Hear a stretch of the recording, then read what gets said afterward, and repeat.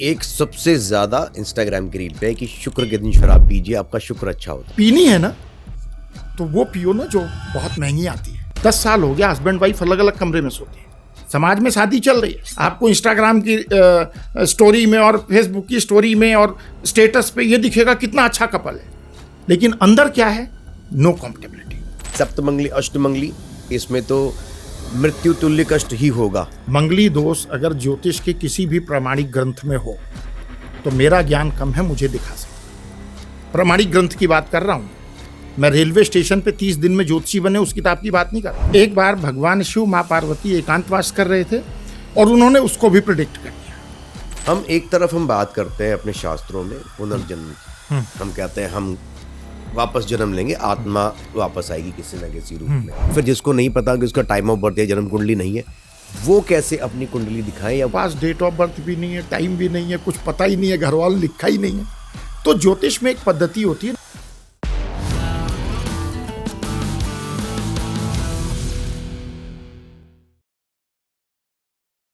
प्रणाम आचार्य जी, कैसे हैं आप? बहुत बढ़िया, बहुत बहुत धन्यवाद आपको यहाँ बुलाने के लिए। और मुझे विश्वास है कि आपके दर्शकों को आज कुछ नया प्राप्त होगा। मुझे भी पूरा विश्वास है। आचार्य जी, ज्योतिष एक ऐसी चीज है जिसके लिए हमारे खासकर भारत में लोगों का एक तो विश्वास बहुत है, आस्था बहुत है, और ये एक साइंस की तरह देखी जाती है।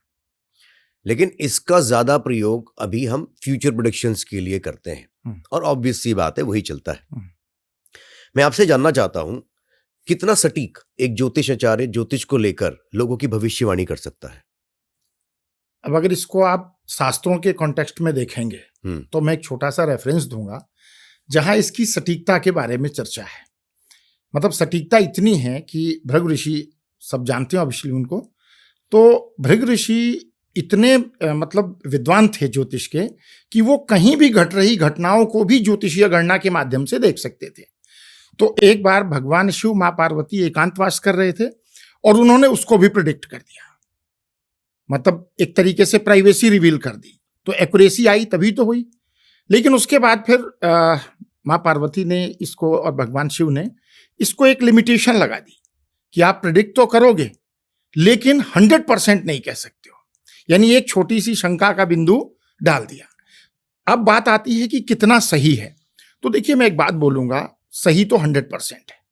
ये डिपेंड करता है उस पर कि जिसने रीडिंग की उसने कितना एनालाइज किया, उसकी कैपेबिलिटी कितनी है। दूसरी बात यह है कि डेटा पे भी डिपेंड करता है। सपोज करो आप मेरे पास आए, आपने अपनी बर्थ डिटेल शेयर किया, टाइम शेयर किया, बर्थ प्लेस शेयर किया, मैंने आपका चार्ट क्रिएट किया। टाइम कितना एक्यूरेट है? अगर आपने मुझे टाइम ही एक्यूरेट नहीं बताया तो सारी रीडिंग चेंज हो जाएगी।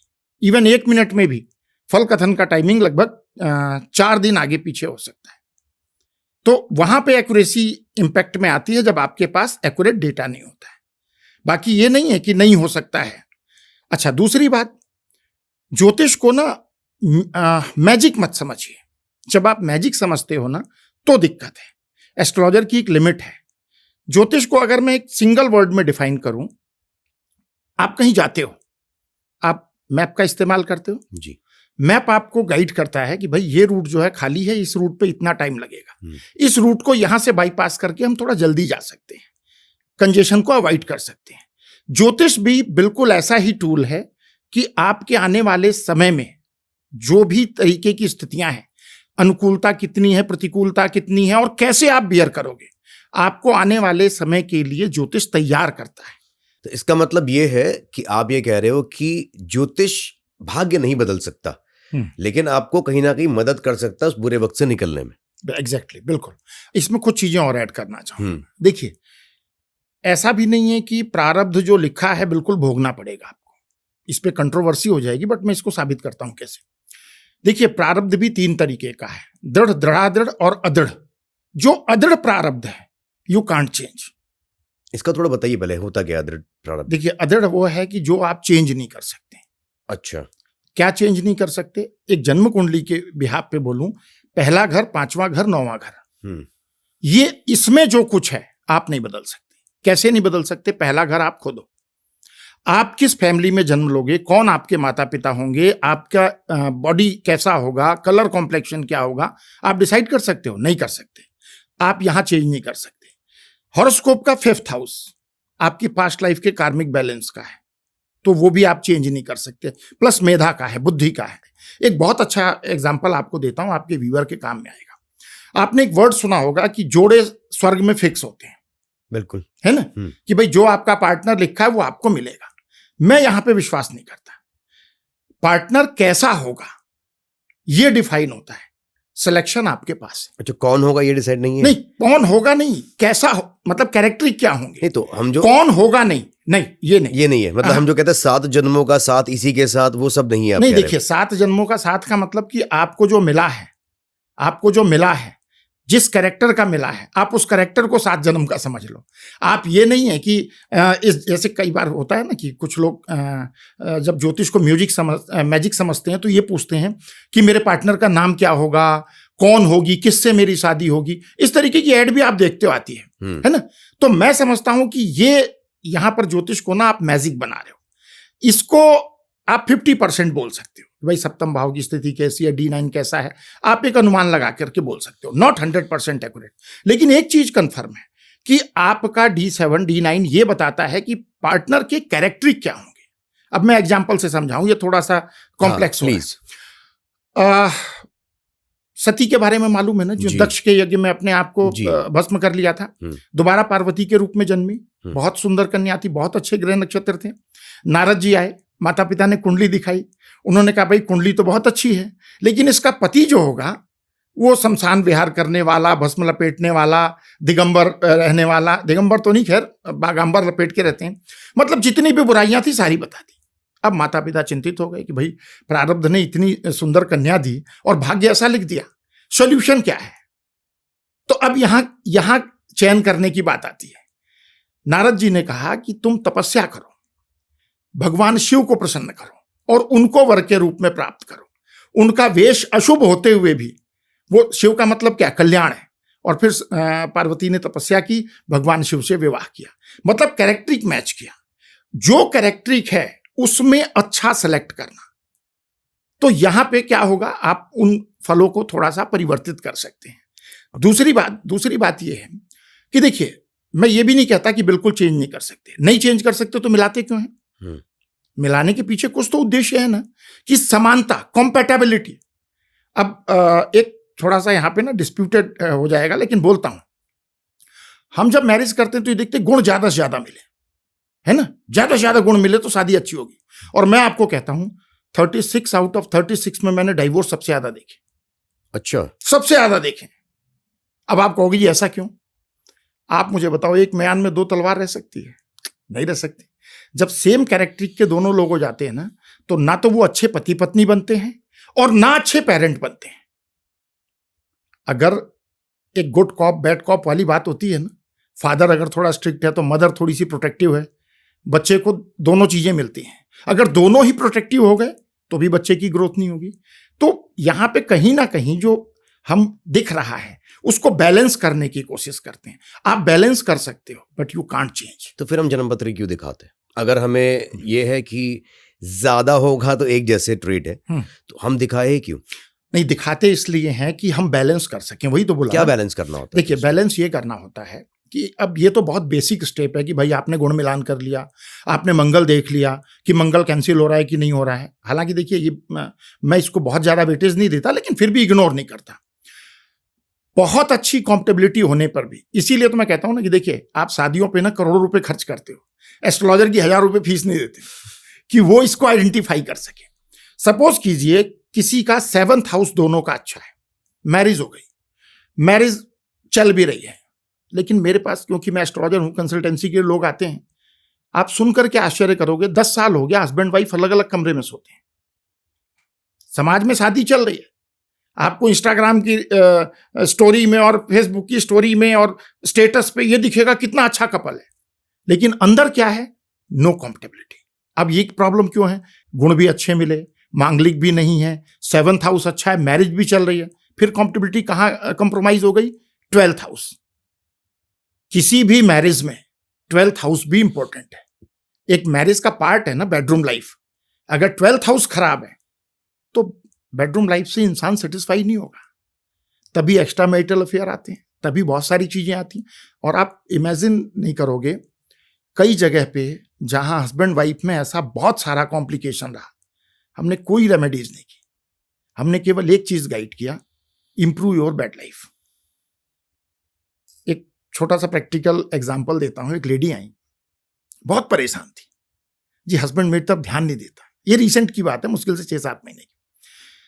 मैंने देखा दोनों के चार्ट में, हस्बैंड के चार्ट में तो कम, लेकिन इनके चार्ट में बेडरूम लाइफ ज्यादा कंप्रोमाइज था। मैंने उनसे पूछा वर्किंग है आप? कही हाँ।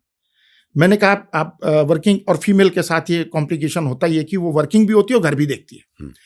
मैंने कहा आप घर भी देखते हो, काम भी करते हो? जी। बच्चे भी देखने होते हैं? हाँ जी। आप बेडरूम लाइफ को कितना प्रेफरेंस देते हो? कहते आचार्य जी इन सब चीजों में कहाँ होता है। मैंने कहा यही मिस्टेक कर रहे हो। शादी होने के बाद, शादी से पहले तो आप जब मिलने भी जाते हो तो परफ्यूम लगा के जाते हो, ड्रेसअप होके जाते हो जी। और उसके बाद किचन से काम निपटाया, बर्तन मांजे, बेडरूम में वो जो पहना वही पहन के चले गए। आपके कपड़ों से तो मसालों की बदबू आ रही है। दिन भर तो हस्बैंड बाहर देख करके आया अलग अलग स्त्रियों को, आपने भी ज्यादा वहां रिस्पॉन्स नहीं किया और वहां पे डिटैचमेंट आना शुरू हो गया। मैंने कहा अपने पे काम करो, योगा एक्सरसाइज करो, मेडिटेशन करो, अपनी ब्यूटी को वापस रिगेन करो, अपनी बेडरूम लाइफ इंप्रूव करो। अब उनका फीडबैक है कि हाँ जी ठीक है। क्या रेमेडीज करनी पड़ी? कुछ नहीं, अपने आप को बदलना पड़ा ना। और एस्ट्रोलॉजर भी आपको बदलने के लिए ही बोलता है। कई बार कुछ लोगों के लिए सूर्य बहुत इंपॉर्टेंट प्लैनेट होता है, वो सुबह उठते ही 100 के 9 बजे। कितने बजे उठना चाहिए कायदे में? देखिए कायदे से तो जो हमारे धर्म ग्रंथ कहते हैं वो तो ब्रह्म मुहूर्त में उठने के लिए कहते हैं। लेकिन अब जैसे आजकल की लाइफ में तो लोग सोते ही 2 बजे रात को। मैं एक बात बोलता हूँ, आपकी लोकेशन में जितने बजे सनराइज हो रहा है, आप कम से कम 5 मिनट पहले उठ जाओ। हम अभी इस टॉपिक से पहले हम शादी की बात कर रहे थे, जो मेरे दिमाग में एक सवाल आया, इसमें सबसे ज्यादा जन्म पत्री देखते हुए नाड़ी दोष को प्रेफरेंस दी जाती है। 3 ही नाड़ी है। अब इसको इतनी प्रेफरेंस क्यों दी जाती है नाड़ी दोष को? देखिए एस्ट्रोलॉजी के अकॉर्डिंग माना जाता है कि हेल्थ के सब्जेक्ट को लेकर के देखते हैं, है ना। अच्छा। कि भाई अगर नाड़ी समान होगी तो स्वास्थ्य संबंधी दिक्कतें होंगी। अब आप कहोगे जी स्वास्थ्य संबंधी दिक्कतें किस तरीके की हो सकती हैं? आने वाली जनरेशन में हेल्थ रिलेटेड कंसर्न हो सकते हैं, तो इसलिए नाड़ी दोष को अवॉइड करने के लिए कहा जाता है। मेरे पति पत्नी में कोई दिक्कत नहीं है इससे? पति पत्नी में क्या दिक्कत हो सकती है इससे? आने वाली जनरेशन में इसकी प्रॉब्लम आ सकती है। और तो, मंगल को भी इतना क्यों फिर वो करा गया कि मंगल दोष है? तो जैसे कई जगह पे देखा भी गया कि सप्तमंगली अष्टमंगली इन 2 को सबसे ज्यादा देखा जाता है कि इसमें तो मृत्यु तुल्य कष्ट ही होगा। तो क्या ये भी सच है या झूठ है? सबसे पहली बात तो मैं आपके चैनल पे बड़ी प्रामाणिकता के साथ कहता हूं, मंगली दोष अगर ज्योतिष के किसी भी प्रामाणिक ग्रंथ में हो तो मेरा ज्ञान कम है, मुझे दिखा सकते हैं। प्रामाणिक ग्रंथ की बात कर रहा हूं मैं रेलवे स्टेशन पे 30 दिन में ज्योतिषी बने उस किताब की बात नहीं कर रहा, या मैंने जो किताब लिखी उसकी बात नहीं कर रहा। मैं रेफरेंस बुक की बात कर रहा हूं कि आप उसमें दिखा दीजिए मंगली दोष होता भी है। मैं बताता हूं है क्या एक्चुअली। बृहद पराशर होरा शास्त्र स्त्री जातक अध्याय श्लोक नंबर 48 और 49, यहां पर कुछ दोष की चर्चा है कि मंगल अगर जन्म कुंडली के प्रथम भाव, चतुर्थ भाव, सप्तम, अष्टम, द्वादश में बैठा है तो ऐसा व्यक्ति कुछ दोष से प्रभावित होता है, और ऐसे व्यक्ति का विवाह ऐसे ही मंगल के साथ होना चाहिए, तो वहां पर वो दोष कैंसिलेशन हो जाता है। वहां लिखा यह है कि अगर किसी स्त्री की कुंडली में ऐसा है और सप्तम भाव पर मंगल पर शुभ ग्रहों की दृष्टि का अभाव है, सप्तम भाव पर पाप ग्रहों का प्रभाव है, तो ऐसी स्त्री को वैधव्य देखना पड़ता है। लेकिन अगर सामने वाले पुरुष की कुंडली में भी ऐसा है तो फिर वो कैंसिलेशन माना जाता है। और एक बात आपको और प्रामाणिकता के साथ बोलता हूं और गारंटी देता हूं, आप 10 हॉरोस्कोप मिला लो, मांगलिक नॉन मांगलिक के, कम से कम 8 में ऐसा आएगा कि मांगलिक नॉन मांगलिक में भी शादी हो सकती है। और मैं आपके सामने बैठा हूं, मैं मांगलिक हूं, मेरी वाइफ नॉन मांगलिक है, 30 साल तो हो गए मेरी मैरिज को, है ना। लोग तो कहेंगे आप उपाय कर लेते होंगे अपने लिए। ये देखिए सबसे बड़ी बात ना, ज्योतिष को ना बड़े कॉन्फिडेंस के साथ कहता हूं मैं, ज्योतिष को ना उपाय शास्त्र बना दिया है। जो ये नहीं है, उपाय शास्त्र नहीं है। मैं नहीं कहता कि वो नहीं है, उपाय कौन से। आजकल आप देखते हो ना, मुंह से जो निकला वही उपाय है। ये इलायची भिगो के सर से उतार करके इधर फेंक दो तो ये हो जाएगा, ये पत्ता खा लो तो ये हो जाएगा, ऐसे कर लो तो कहां पे है भैया, इसका क्या प्रामाणिकता है इसकी? उपाय है ना, उपाय है। अगर आपका चंद्रमा कमजोर है, चंद्रमा के लिए उसके मंत्र का जाप करो, शिवलिंग पर अभिषेक करो, दूध जल मिला के काला तिल डाल करके ओम सोमेश्वराय नमः का उच्चारण करते हुए। ये उपाय है। ये उपाय नहीं है कि उलझुल कुछ भी मेरे मुंह से निकल गया उपाय हो गया। इन उपायों ने ज्योतिष का वास्तविक महत्व ही समाप्त कर दिया। व्यक्ति इसको ना, ज्योतिष को, इसीलिए मैं बार बार कहता हूं, ज्योतिष को ना लोग मैजिक समझने लगे। आचार्य जी चाहेंगे तो किस्मत बदल देंगे। How can possible? Acharya ji आपको बता सकते हैं, जैसे कुछ दशाएं ऐसी होती हैं जीवन में, हम उस पर आगे चर्चा करेंगे, कि जब वो आती है ना तो आपको ज्योतिषी की ज्यादा जरूरत पड़ती है। आज तक आपको किसी ने नहीं कहा होगा, और मैं आपको अपना एक्सपीरियंस बताऊंगा कि कब लोग हमारे पास आते हैं जो कहते हैं ना कि ज्योतिष सूडो साइंस है, ज्योतिष नहीं है। जब वो महादशा आती है ना, जब उस प्लेनेट का इंपैक्ट आता है, तो इंसान ज्योतिषी के पास भागता है। आपने भी उपाय की बात करी, बड़े फेमस उपाय हैं, जिसमें एक सबसे ज्यादा इंस्टाग्राम की रील पे है कि शुक्र के दिन शराब पीजिए, आपका शुक्र अच्छा होता है। अब नहीं, मैं इसलिए पूछ रहा हूँ क्योंकि ये इस पे मेरे साथ बहुत सारे लोगों ने सवाल भी करे हैं कि भाई ऐसा होता है कि नहीं होता। मैं सच में ऑनेस्टली बताऊं तो मेरे पास इसका जवाब नहीं है। इसका जवाब मेरे पास है, मैं आपको देता हूँ। जी प्लीज।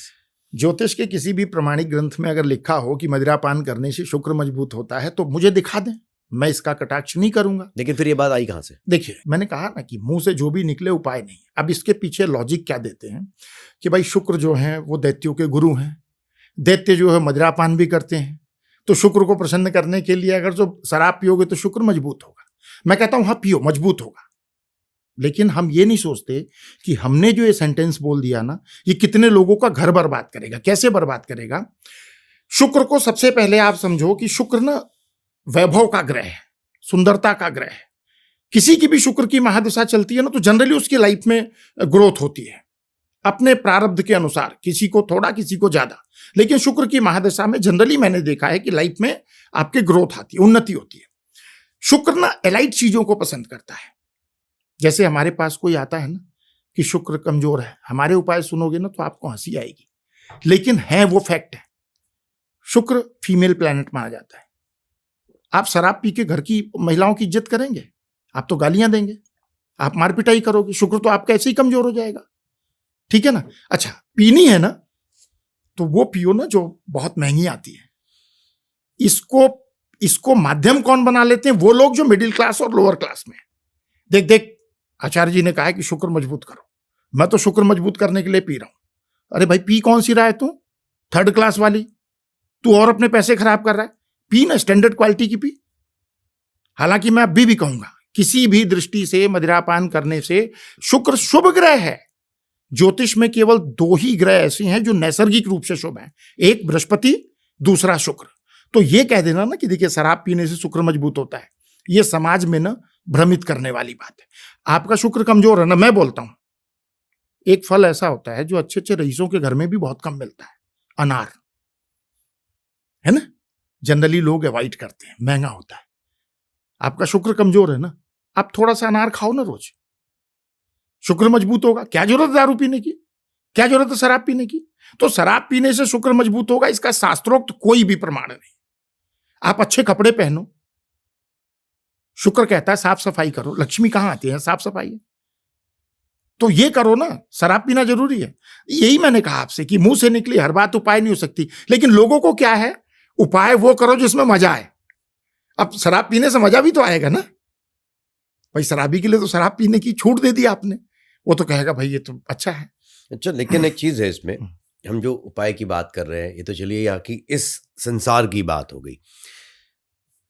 मेरा एक सवाल है जो कई लोगों का भी हो सकता है कि ये ग्रह और नक्षत्र जिनकी हम बात करते हैं, ये हमसे बहुत दूर है और ये प्रॉपर पिंड है जो हमारे आसपास है।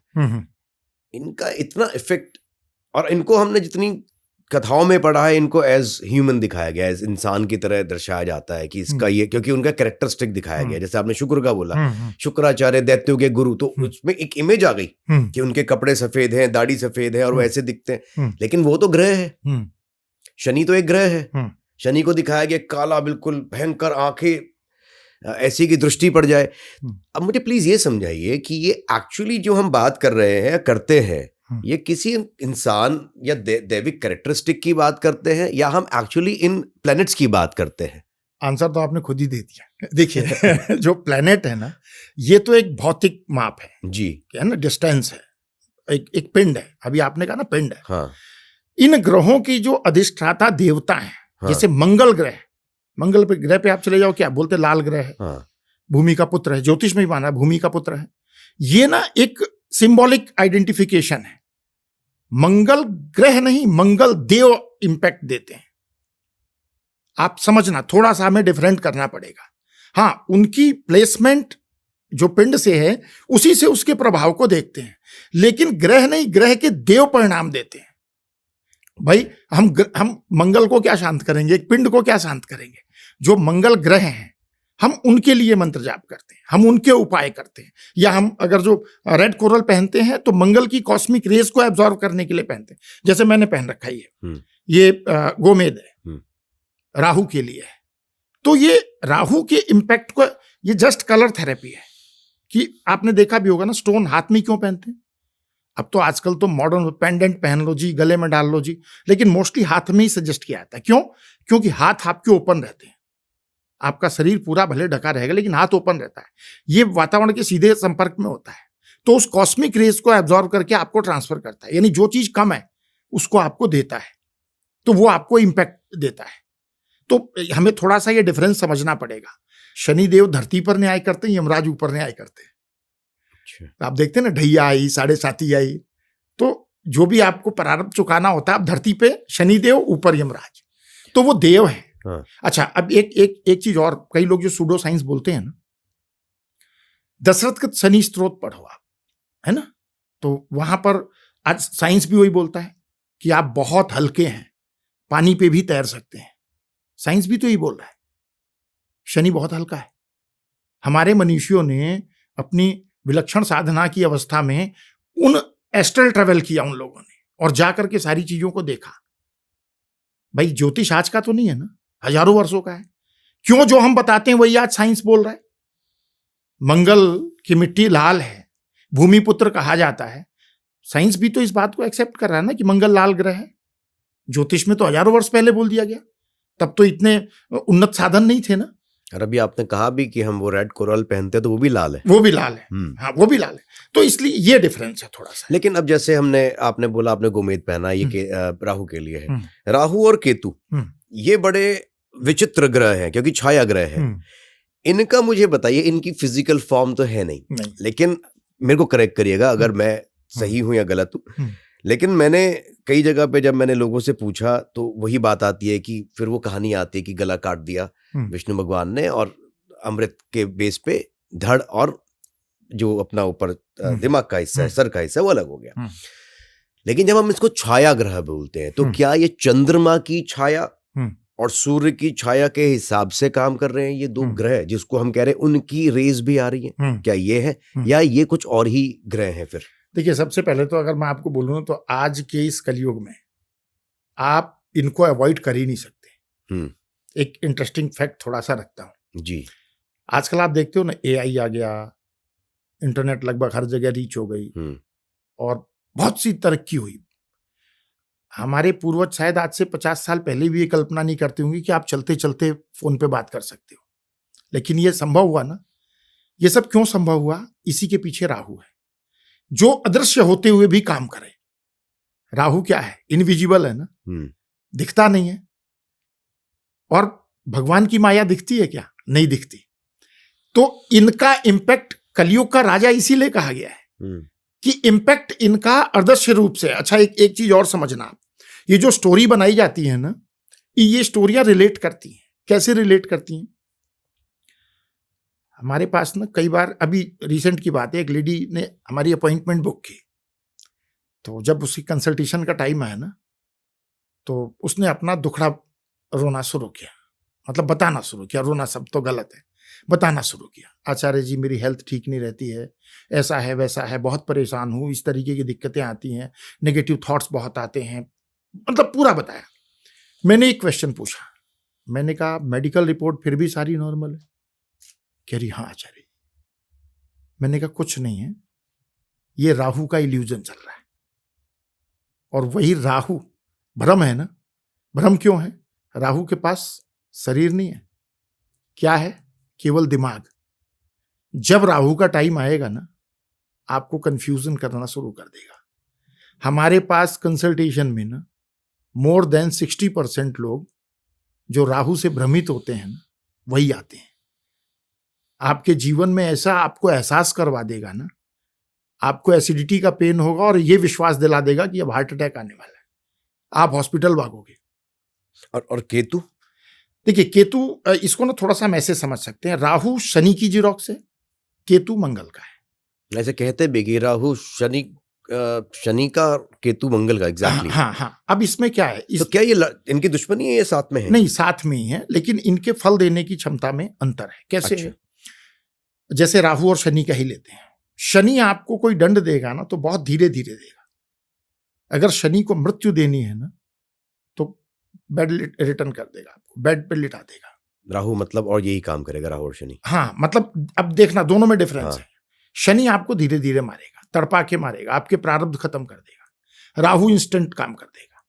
इलेक्ट्रिसिटी शॉक लग गया, एक्सीडेंट हो गया, जहर खा लिया आपने, मतलब राहु या इस मामले में त्वरित रिजल्ट देगा, शनि धीरे धीरे देगा। सेम यही मंगल का है, केतु का है। आप देखते हो किसी की केतु की महादशा लगती है तो लगभग हर एस्ट्रोलॉजर बोलेगा भाई गाड़ी आराम से चलाना, हेल्थ को लेकर थोड़ा सा ध्यान रखना, इन सब चीजों के लिए बोलता है। तो क्या केतु की महादशा सबके लिए खराब होती है? नहीं, ऐसा नहीं कह सकते। थोड़ा बताइए। देखिए केतु की प्लेसमेंट कहाँ है ना?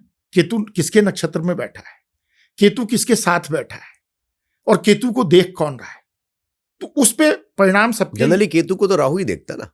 नहीं, आमने सामने ही होते दोनों ग्रह। ये तो आमने सामने एक दूसरे को देख ही रहे हैं, पर केतु गुरु के साथ भी तो बैठ सकता है। हाँ, बैठ सकता है, तो अच्छा नहीं होता। देखिए नहीं, मैं देखिए अभी इस पे ना थोड़ा सा बहुत एस्ट्रोलॉजर वो लोग इसी बात को प्रमोट करते हैं। लेकिन आप बताइए ना कि जैसे अगर केतु है, केतु के साथ आपने कहा गुरु के साथ, बृहस्पति के साथ बैठ गया, तो अच्छा है या बुरा है? अच्छा है। अच्छा है। अच्छा है केतु। और अगर सपोज हम और इसको और आगे चलते थोड़ा सा, अगर सपोज केतु के साथ में बृहस्पति भी और 2-3 और जो ग्रह हैं वो साथ में बैठ जाते हैं, तो किसके साथ ज्यादा अच्छा अलाइन करता है फिर? सपोज बृहस्पति तो है ही, और भी है, सपोज बुध भी है साथ में, सूर्य भी है साथ में, मतलब ये तो बड़े बड़े अच्छे ग्रह हैं, और केतु भी है साथ में, तो ये अच्छा है बुरा? नहीं, ये अच्छा नहीं। क्यों नहीं है? नहीं, केतु के साथ देखिए, जैसे हम सामान्य जीवन में सबके साथ मित्रता और शत्रुता रखते हैं ना, जी, तो कुछ नैसर्गिक शत्रुता ग्रहों की भी होती है। अच्छा। तो केतु के साथ सूर्य के साथ केतु बहुत अच्छा नहीं है ना? राहु के साथ चंद्रमा बहुत अच्छा नहीं है, लेकिन गुरु के साथ केतु अच्छा है। अब आप कहोगे जी क्यों? गुरु क्या है? ज्ञान का कारक है, और केतु को ना जनरली फ्लैग कहा गया, झंडा, मोक्ष। ओके। तो जब गुरु के साथ बैठता है ना तो व्यक्ति की स्पिरिचुअलिटी निकल कर आती है, और जब स्पिरिचुअलिटी निखरेगी तो इंसान नेचुरल है कि मैं खुल के बोलता हूं आपको कि एक आस्तिक आदमी ना कॉम्प्लिकेशन वाली लाइफ में भी हैप्पी रह सकता है, लेकिन एक नास्तिक आदमी पे जब विपत्ति का पहाड़ आता है तो सबसे पहले टूटता है, और वो सबसे पहले भगवान को गाली देता है ना, कि मेरी किस्मत क्यों खराब की है। लेकिन आस्तिक को विश्वास होता है कि ठाकुर जी जो भी करेंगे ना अच्छा करेंगे। और जैसे बुध है, बुध को हमेशा ऐसा कहा गया कि वो अपने आप में इस तरह का प्लैनेट है, जिसके साथ जाएगा वैसा ही रूप ले लेगा। तो अब अगर बुध और केतु साथ में आ गया तो क्या बुध भी खराब हो गया?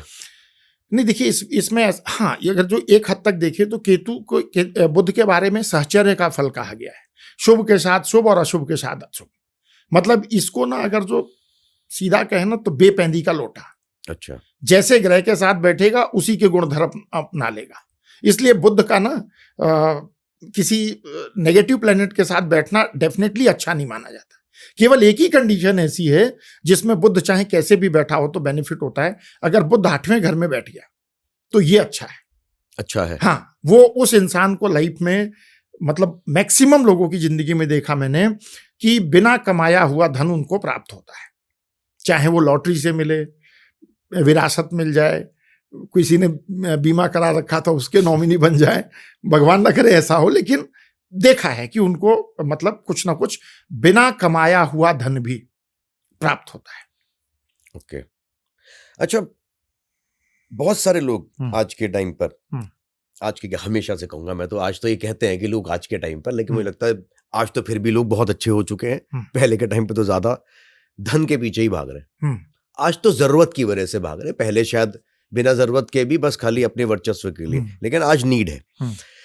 बहुत से लोग हैं बहुत सारे कर्म कर रहे हैं और करते ही जा रहे हैं, लेकिन उनको उस कर्म का अच्छा फल या तो नहीं मिल रहा है, या उनको पैसे कमाने में प्रॉब्लम हो रही है, या फिर जो है वो भी गवा दे रहे हैं। इसके कुछ ऐसे उपाय होते हैं जो जनरल उपाय हो, जो कोई भी कर सके और अपनी लाइफ को थोड़ा सही बना सके? देखो, सबसे पहली बात तो कुछ जनरल चीजें हम लाइफ में चेंज करने के लिए बोलते हैं, वो कोई भी चेंज करेगा ना तो उसको बेनिफिट मिलेगा। लेकिन फिर भी यहाँ मैं एक बात बोलूंगा कि आप ना ज्यादा इंडिविजुअल उपायों के पीछे मत भागो, क्योंकि सभी उपाय सबके ऊपर अप्लाई नहीं होते। हाँ, जनरल रेमेडीज जो है वो सबको करनी चाहिए, लेकिन आपकी कुंडली स्पेसिफिक उपाय क्या है वो करने जरूरी है। जैसे एक छोटी सी बात बताता हूं, उपाय कुछ नहीं है, प्रिकॉशन था। एक कंसल्टेशन बुक हुई हमारी, तो उन्होंने कहा आचार्य जी कमाता खूब हूं, सब कुछ बढ़िया है, पर रुकता कुछ नहीं है, ना चाहते हुए भी खर्च कर देता हूं। जब देखा तो उनका सेकंड हाउस जो था, सेकंड हाउस का लॉर्ड वो डेबिलिटेड था, सेकंड हाउस में राहु महाराज की उपस्थिति थी। तो ऐसी स्थिति में क्या हुआ, धन भाव खराब हो गया। अब हमने कहा भैया देखो, सबसे पहले अपनी फूड हैबिट ठीक करो। जब फूड हैबिट ठीक करोगे तो ये धीरे धीरे, ऐसा नहीं होगा कि आज मैंने बोल दिया कल हो जाएगा। फूड हैबिट ठीक करो, उससे रिलेटेड जो प्लेनेट है उनके उपाय करो, तो आगे चल के धीरे धीरे करके आपको बेनिफिट मिलेगा। तो इस तरीके के उपाय जब करते हैं ना, कुंडली को एनालाइज करके, वो काम करते हैं। और दूसरी बात यह है कि जब आपको कारण पता लग जाएगा, मैं एक छोटी सी बात आपको बोलता हूं, और मैं ऐसे बहुत से लोगों को जानता हूं जिनकी कुंडली में मैरिज लाइफ कंप्रोमाइज हो रही थी, लेकिन जब उनको कन्विंस किया गया, उनको बताया गया, तो उन्होंने वहां पर इंप्रूव किया, और इंप्रूव करने से उनके रिश्ते सुधरे। तो एस्ट्रोलॉजी को आप बेसिकली ये मान सकते हो कि एक प्रॉपर गाइडेंस मान सकते हो, जिस गाइडेंस को अगर आप फॉलो करोगे तो आपकी लाइफ में वो चेंज होते हैं। अब आपने जनरल उपाय की बात की, तो जो मैंने अभी शुरू में आपसे डिस्कशन किया ना कि भाई अर्ली मॉर्निंग जल्दी उठिए। एक संस्कृत का श्लोक है, आदित्य नमस्कारम ये कुर्वन्ति दिने दिने जन्म जन्मांतर सहस्त्रेषु दारिद्र्योपजायते। जो नित्य प्रति भगवान सूर्य को नमस्कार करता है, नमस्कार करने का मतलब जल अर्पित करता है, 7 बार प्रदक्षिणा करता है, उसके जीवन में अगर 7 जन्म की दरिद्रता हो वो भी समाप्त हो जाती है। कितना छोटा सा उपाय, और सबके लिए है। अगर आप मुझसे पूछो कि कुंडली में कौन से ग्रह 2 ऐसे हैं जो बिल्कुल हर एक की कुंडली में अच्छे होने चाहिए, तो मैं आपको ये कहूंगा, सूर्य और चंद्रमा। ये अच्छे होने ही चाहिए। सूर्य आत्म कारक है, चंद्रमा मन का कारक है। अगर चंद्रमा कमजोर होगा ना, आपके संकल्प कभी स्टेबल रहेंगे ही नहीं। आज आप ये सपने बना रहे हो, कल वो बना रहे हो, एक सपने के लिए 5 कदम चले और फिर पीछे आ गए। अच्छा, ये तो फिर कुंडली स्पेसिफिक हो गया कि किसका कहां पे है। देखिए, सबसे बड़ी बात यही है कि आप उपाय वही कीजिए जो आपके लिए रिलेट करते हो। अच्छा, मेरे को एक चीज समझनी है। मैं अभी कुछ दिन पहले हमारी कोई व्यूअर है और हमारी सब्सक्राइबर है, उनका नाम है पायल कुमारी। उन्होंने हमें कमेंट किया था कि मैं अगले अपने पॉडकास्ट में किसी से जरूर ये बात पूछूं कि जिनकी डेट ऑफ बर्थ जिसको नहीं पता, या फिर जिसको नहीं पता कि उसका टाइम ऑफ बर्थ या जन्म कुंडली नहीं है, वो कैसे अपनी कुंडली दिखाएं या वो कैसे अपने उपाय करें। अब इसमें ना कई चीजें हैं। देखिए, ज्योतिष के तहत अगर देखें तो अन्य विधाएं भी हैं। किसी के पास जन्म का समय नहीं है तो न्यूमरोलॉजी के थ्रू उसमें बर्थ टाइम की जरूरत नहीं है। डेट ऑफ बर्थ ओरिजिनल है तो डेट ऑफ बर्थ से निकाल के उनको गाइडेंस मिल सकता है, बिना टाइम के भी। बिना टाइम के। लेकिन अब आप बात करोगे कि रिलायबिलिटी किसमें ज्यादा है, तो रिलायबिलिटी वैदिक में है, क्योंकि सब कुछ निकला यहीं से। तो अगर accurate birth time, birth place, birth date है तो फिर तो आपको गाइडेंस भी बिल्कुल एक्यूरेट ही मिलता है। एक जो एस्ट्रोलॉजर होगा ना, रीडिंग करके बोलेगा, उसकी स्टेटमेंट बदलेगी नहीं।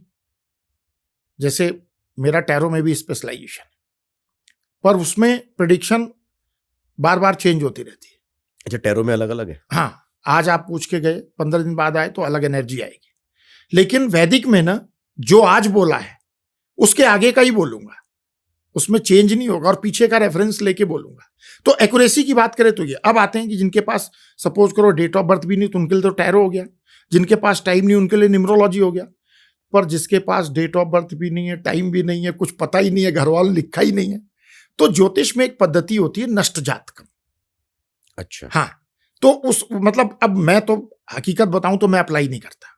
कारण ये है कि ना तो सामने वाले के वो भाव होते हैं और ना एस्ट्रोलॉजर के ही वो भाव आजकल हो पाते हैं। उसमें विधान है कि भाई आपके पास कुछ भी नहीं है तो आप अर्ली मॉर्निंग सुबह स्नान करके पूजा पाठ करके हाथ में दक्षिणा और गिफ्ट लेकर के एस्ट्रोलॉजर के पास जाइए और अपने बारे में फल कथन पूछिए, तो उसी समय की एस्ट्रोलॉजर कुंडली बनाता है और आपको गाइड करता है। लेकिन वो तो उसी वक्त का दिमाग में जो चल रहा है, मन में चल रहा है, उसी हिसाब हाँ, से उसी हिसाब से आगे के लिए आपको गाइड करता है। तो विधाएं अलग अलग हैं। मतलब क्या मैं इसको ऐसे समझ सकता हूँ कि आप गए किसी डॉक्टर के पास या आपने फोन पे बोला कि मेरे को ये प्रॉब्लम हो रही है, उसने उसकी दवाई दी, लेकिन आपके पास अपनी कोई पास्ट रिपोर्ट नहीं है जिसके बेस पे वो आपको एनालिसिस कर सके। यही चीज समझे ऐसे? हाँ, इसको आप बिल्कुल ऐसा समझ सकते हो कि लाक्षणिक चिकित्सा कर दी कि जी मैं आजकल इससे परेशान हो रहा हूँ, ये मेरे को बहुत दिक्कत हो रही। तो अब वो एस्ट्रोलॉजर की अपनी इंट्यूशन है। देखिए, एक एस्ट्रोलॉजर को ना रेगुलर अपनी लाइफ में साधना करनी चाहिए। जब तक आप ही डिवाइन प्रेयर के लिए डेडिकेटेड नहीं होगे, आपकी ब्लेसिंग किसी के लिए कैसे काम करेगी? तो एक ना समय के साथ चलते चलते ना एस्ट्रोलॉजर को इंट्यूशंस भी होती है। जब हमारे पास कई लोग ऐसे आते हैं ना, एक वाक्य आपको सुनाता हूँ। मेरी लोकेलिटी में ना एक रहते थे, वो लीडर थे एक रेपुटेटेड पॉलिटिकल पार्टी के। तो एक दिन जैसे मैं घर से निकल रहा था स्टूडियो के लिए, तो अचानक उन्होंने हाथ दिया। तो मैंने बोला ड्राइवर को गाड़ी रोक दो। तो उन्होंने कहा आपसे कुछ बात करनी। मैंने क्या? कह रहे पिछले 3 साल से ना कोई कॉन्ट्रैक्ट नहीं मिल रहा है और मैं बहुत परेशान हूँ। दिखने में तो सबको लग रहा है कि सब अच्छा चल रहा है, पर मेरी हालत क्या है मैं जानता हूँ। मेरे क्रेडिट कार्ड के बिल भी डिफॉल्ट हो रहे हैं, मेरे को कुछ बताओ आप। मैंने कहा ठीक है, आप शाम को घर पे आ जाना, पड़ोस में तो रहते ही हो, शाम को घर पे आ जाना, आपसे बात करेंगे। अपनी date of birth, time of birth, place of birth ले आना। वो शाम को आए तो सही, लेकिन कहते ना मेरे पास डेट ऑफ बर्थ है, ना मेरे पास टाइम ऑफ बर्थ है, ना मेरे पास प्लेस ऑफ बर्थ, कुछ नहीं, कुछ भी नहीं, और आप मेरी मदद करो। अब मेरे दिमाग में केवल 2-3 चीजें, मैंने थोड़ा सा अपने आप को शांत किया तो 2-3 चीजें आई। मैंने कहा एक तो आप, मैंने जो बोला ना कि सूर्य को जल चढ़ाओ, तो कह रहे मैं तो लेट उठा। मैंने कहा नहीं, जल्दी उठो। एक तो वो बताया उनको, दूसरा उनको राहु के लिए उपाय बताया, तीसरा शनि के लिए बताया। 1 महीने बाद ही वो दोबारा मेरे पास आए और रात को 2 बजे मेरे डोरबेल उन्होंने बजाई, रात को 2 बजे। मैंने देखा, मैंने कहा कैसे इतने समय? तो जो उनको एडवांस अमाउंट मिला था ना, वो लाके उन्होंने मेरे सामने रख दिया। आचार्य जितना चाहे उतना ले लो। अरे वाह, मतलब ये इफेक्ट करा है। ये इफेक्ट हुआ। और ये बिना जन्मपत्री, मतलब बिना जन्मपत्री, ये बोलते हैं एस्ट्रोलॉजर की इंट्यूशन। इसको मतलब आप साइकिक रीडिंग बोल सकते। इसका मतलब तो ये है कि अगर किसी के पास जन्मपत्री है और प्रॉपर चीजें हैं तो उसको ज्यादा इफेक्ट हो सकता है। तो टाइम फ्रेम क्या लेते हो आप? किस चीज में? किसी भी चीज में, कि उपाय आपने बताया, कुछ भी आपने बताया जन्मपत्री देखकर, तो कितने दिन में उसको इफेक्ट आ जाता है? देखिए, सबसे पहली बात यह है ना कि जहां तक इफेक्ट की बात है, तो कोई भी जो हम उपाय बताते हैं ना, हम 45 दिन से 2 महीने का टाइम तो लेकर के चलते हैं। क्योंकि हमारे उपाय कोई ऐसे नहीं होते हैं कि ये करो वो करो। हमारे उपाय वही जो आपने करने हैं। तो कई लोग तो जैसे बड़ी जल्दी में हैं आजकल, वो तो चाहता है कि आज उपाय करो कल रिजल्ट आ जाए। नहीं, तो फिर वो ऐसे लोग ना भ्रमित होते हैं। मैंने कई पॉडकास्ट में बोला है, एक सज्जन मेरे पास ऐसे आए थे कि जी मेरे को बहुत से एस्ट्रोलॉजर ने बोल दिया है कि गड़ा हुआ धन मिलेगा, और इस चक्कर में ना कई लोगों को बहुत पैसे दे करके मैं खुदाई करवा चुका हूं और कहीं से मुझे जीरो नहीं मिला। आपके बारे में बड़ा सुना था तो आया हूं। मैंने ऐसे हाथ जोड़ लिया। मैंने कहा प्रभु, अगर वो धन मैं देख लूंगा ना तो पहले मैं ही निकाल लाऊंगा। आपको क्यों बताने लगा भाई? खजाना क्यों छोड़ दूंगा मैं भी तो मनुष्य हूं ना। ये तो लालच मेरे भीतर भी आ सकता है। आप प्लीज इन चक्करों मत पड़ो, पुरुषार्थ करो।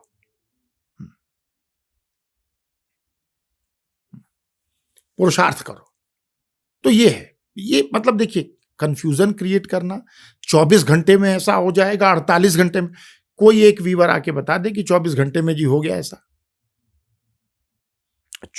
अच्छा, एक और चीज आपने जो बात कही ना, ये मेरे दिमाग में बहुत बारी है, मैंने कई लोगों से पूछी भी कि अगर ज्योतिष आचार्य या फिर न्यूमरोलॉजी, जो भी हम बात करते हैं, ऑफ कोर्स बहुत इफेक्ट करती होगी, तभी इतना है और लोग जाते भी हैं।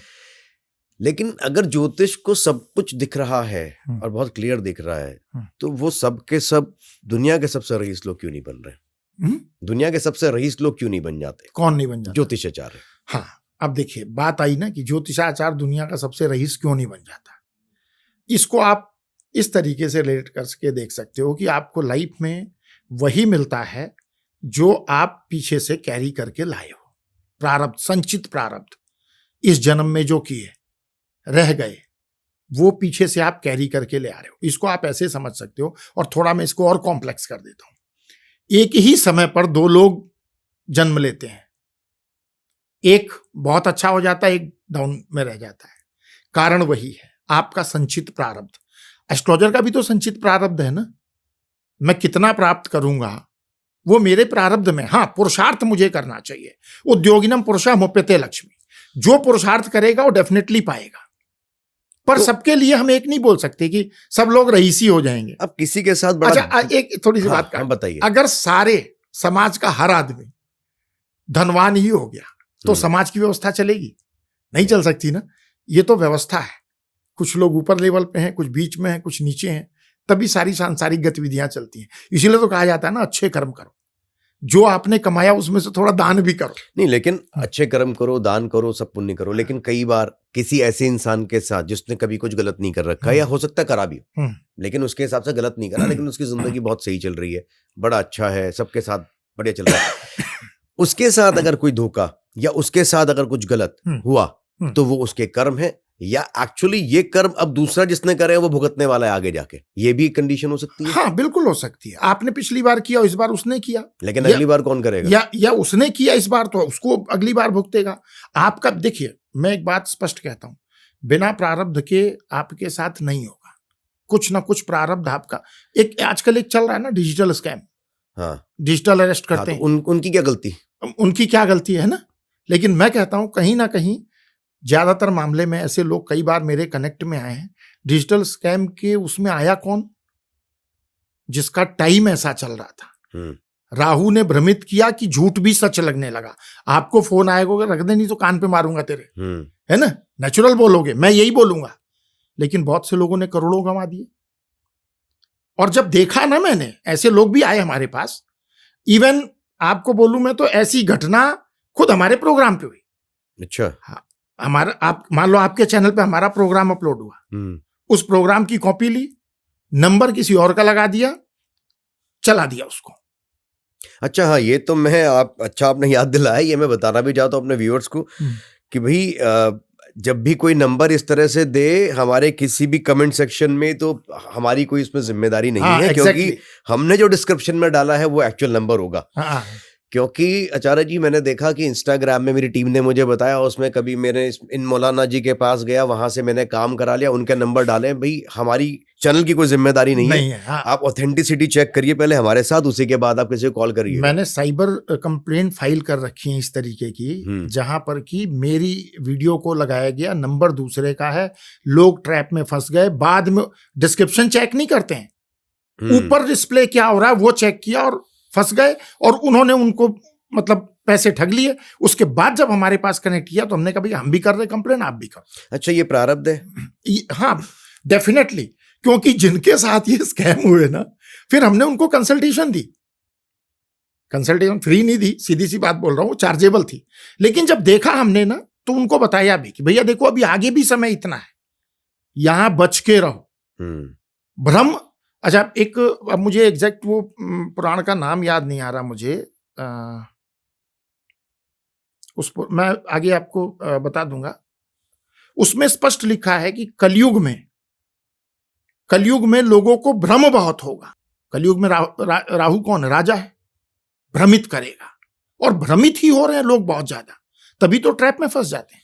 अच्छा, एक और चीज मुझे बताइए, हर साल जैसे नया साल आता है तो फिर उसकी साल की गणना के हिसाब से एक नंबर निकाल के उसको उस ग्रह का साल बताकर उसकी पूरी प्रेडिक्शन करी जाती है। तो अब 2026 ये सूर्य का साल बताया जा रहा है कि भाई न्याय होगा, बढ़िया होगा, सब चमकेगा। अभी तक तो ऐसा कुछ दिख नहीं रहा। आंसर करूं मैं प्लीज? हाँ, देखिए, सबसे पहली बात है ना, यहाँ ना आम व्यूअर तो समझता नहीं है, ये ज्योतिष का ही एक पार्ट है जिसको मेदिनी ज्योतिष बोलते हैं, जहां पर कि मतलब किसी भौगोलिक परिस्थिति की विवेचना की जाती है। भाई इस देश के लिए, इस देश की कुंडली ये कह रही है ऐसा रहेगा, पर ये ना एक स्थूल प्रेडिक्शन होती है। ऐसा नहीं है कि एग्जैक्टली वही होगा, लेकिन हाँ, आपको एटमॉस्फेयर में, जैसे सूर्य के साल की बात आई, तो सूर्य के साल में क्या है कि सूर्य राजा है, तो आपके जो शासक हैं वो कठोर निर्णय लेंगे।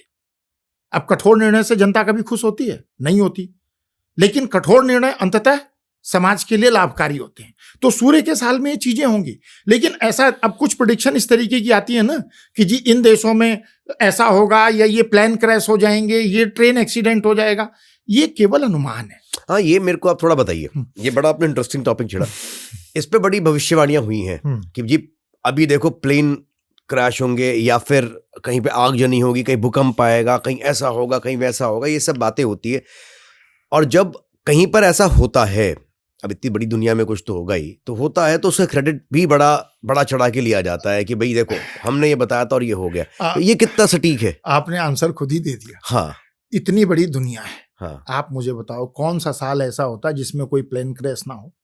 कौन सा साल ऐसा है जिनमें दो देशों के बीच कन्फ्लिक्ट ना हो जाए? सालों से हो रहे हैं, है ना। और ये कभी कोई ऐसा साल नहीं गया।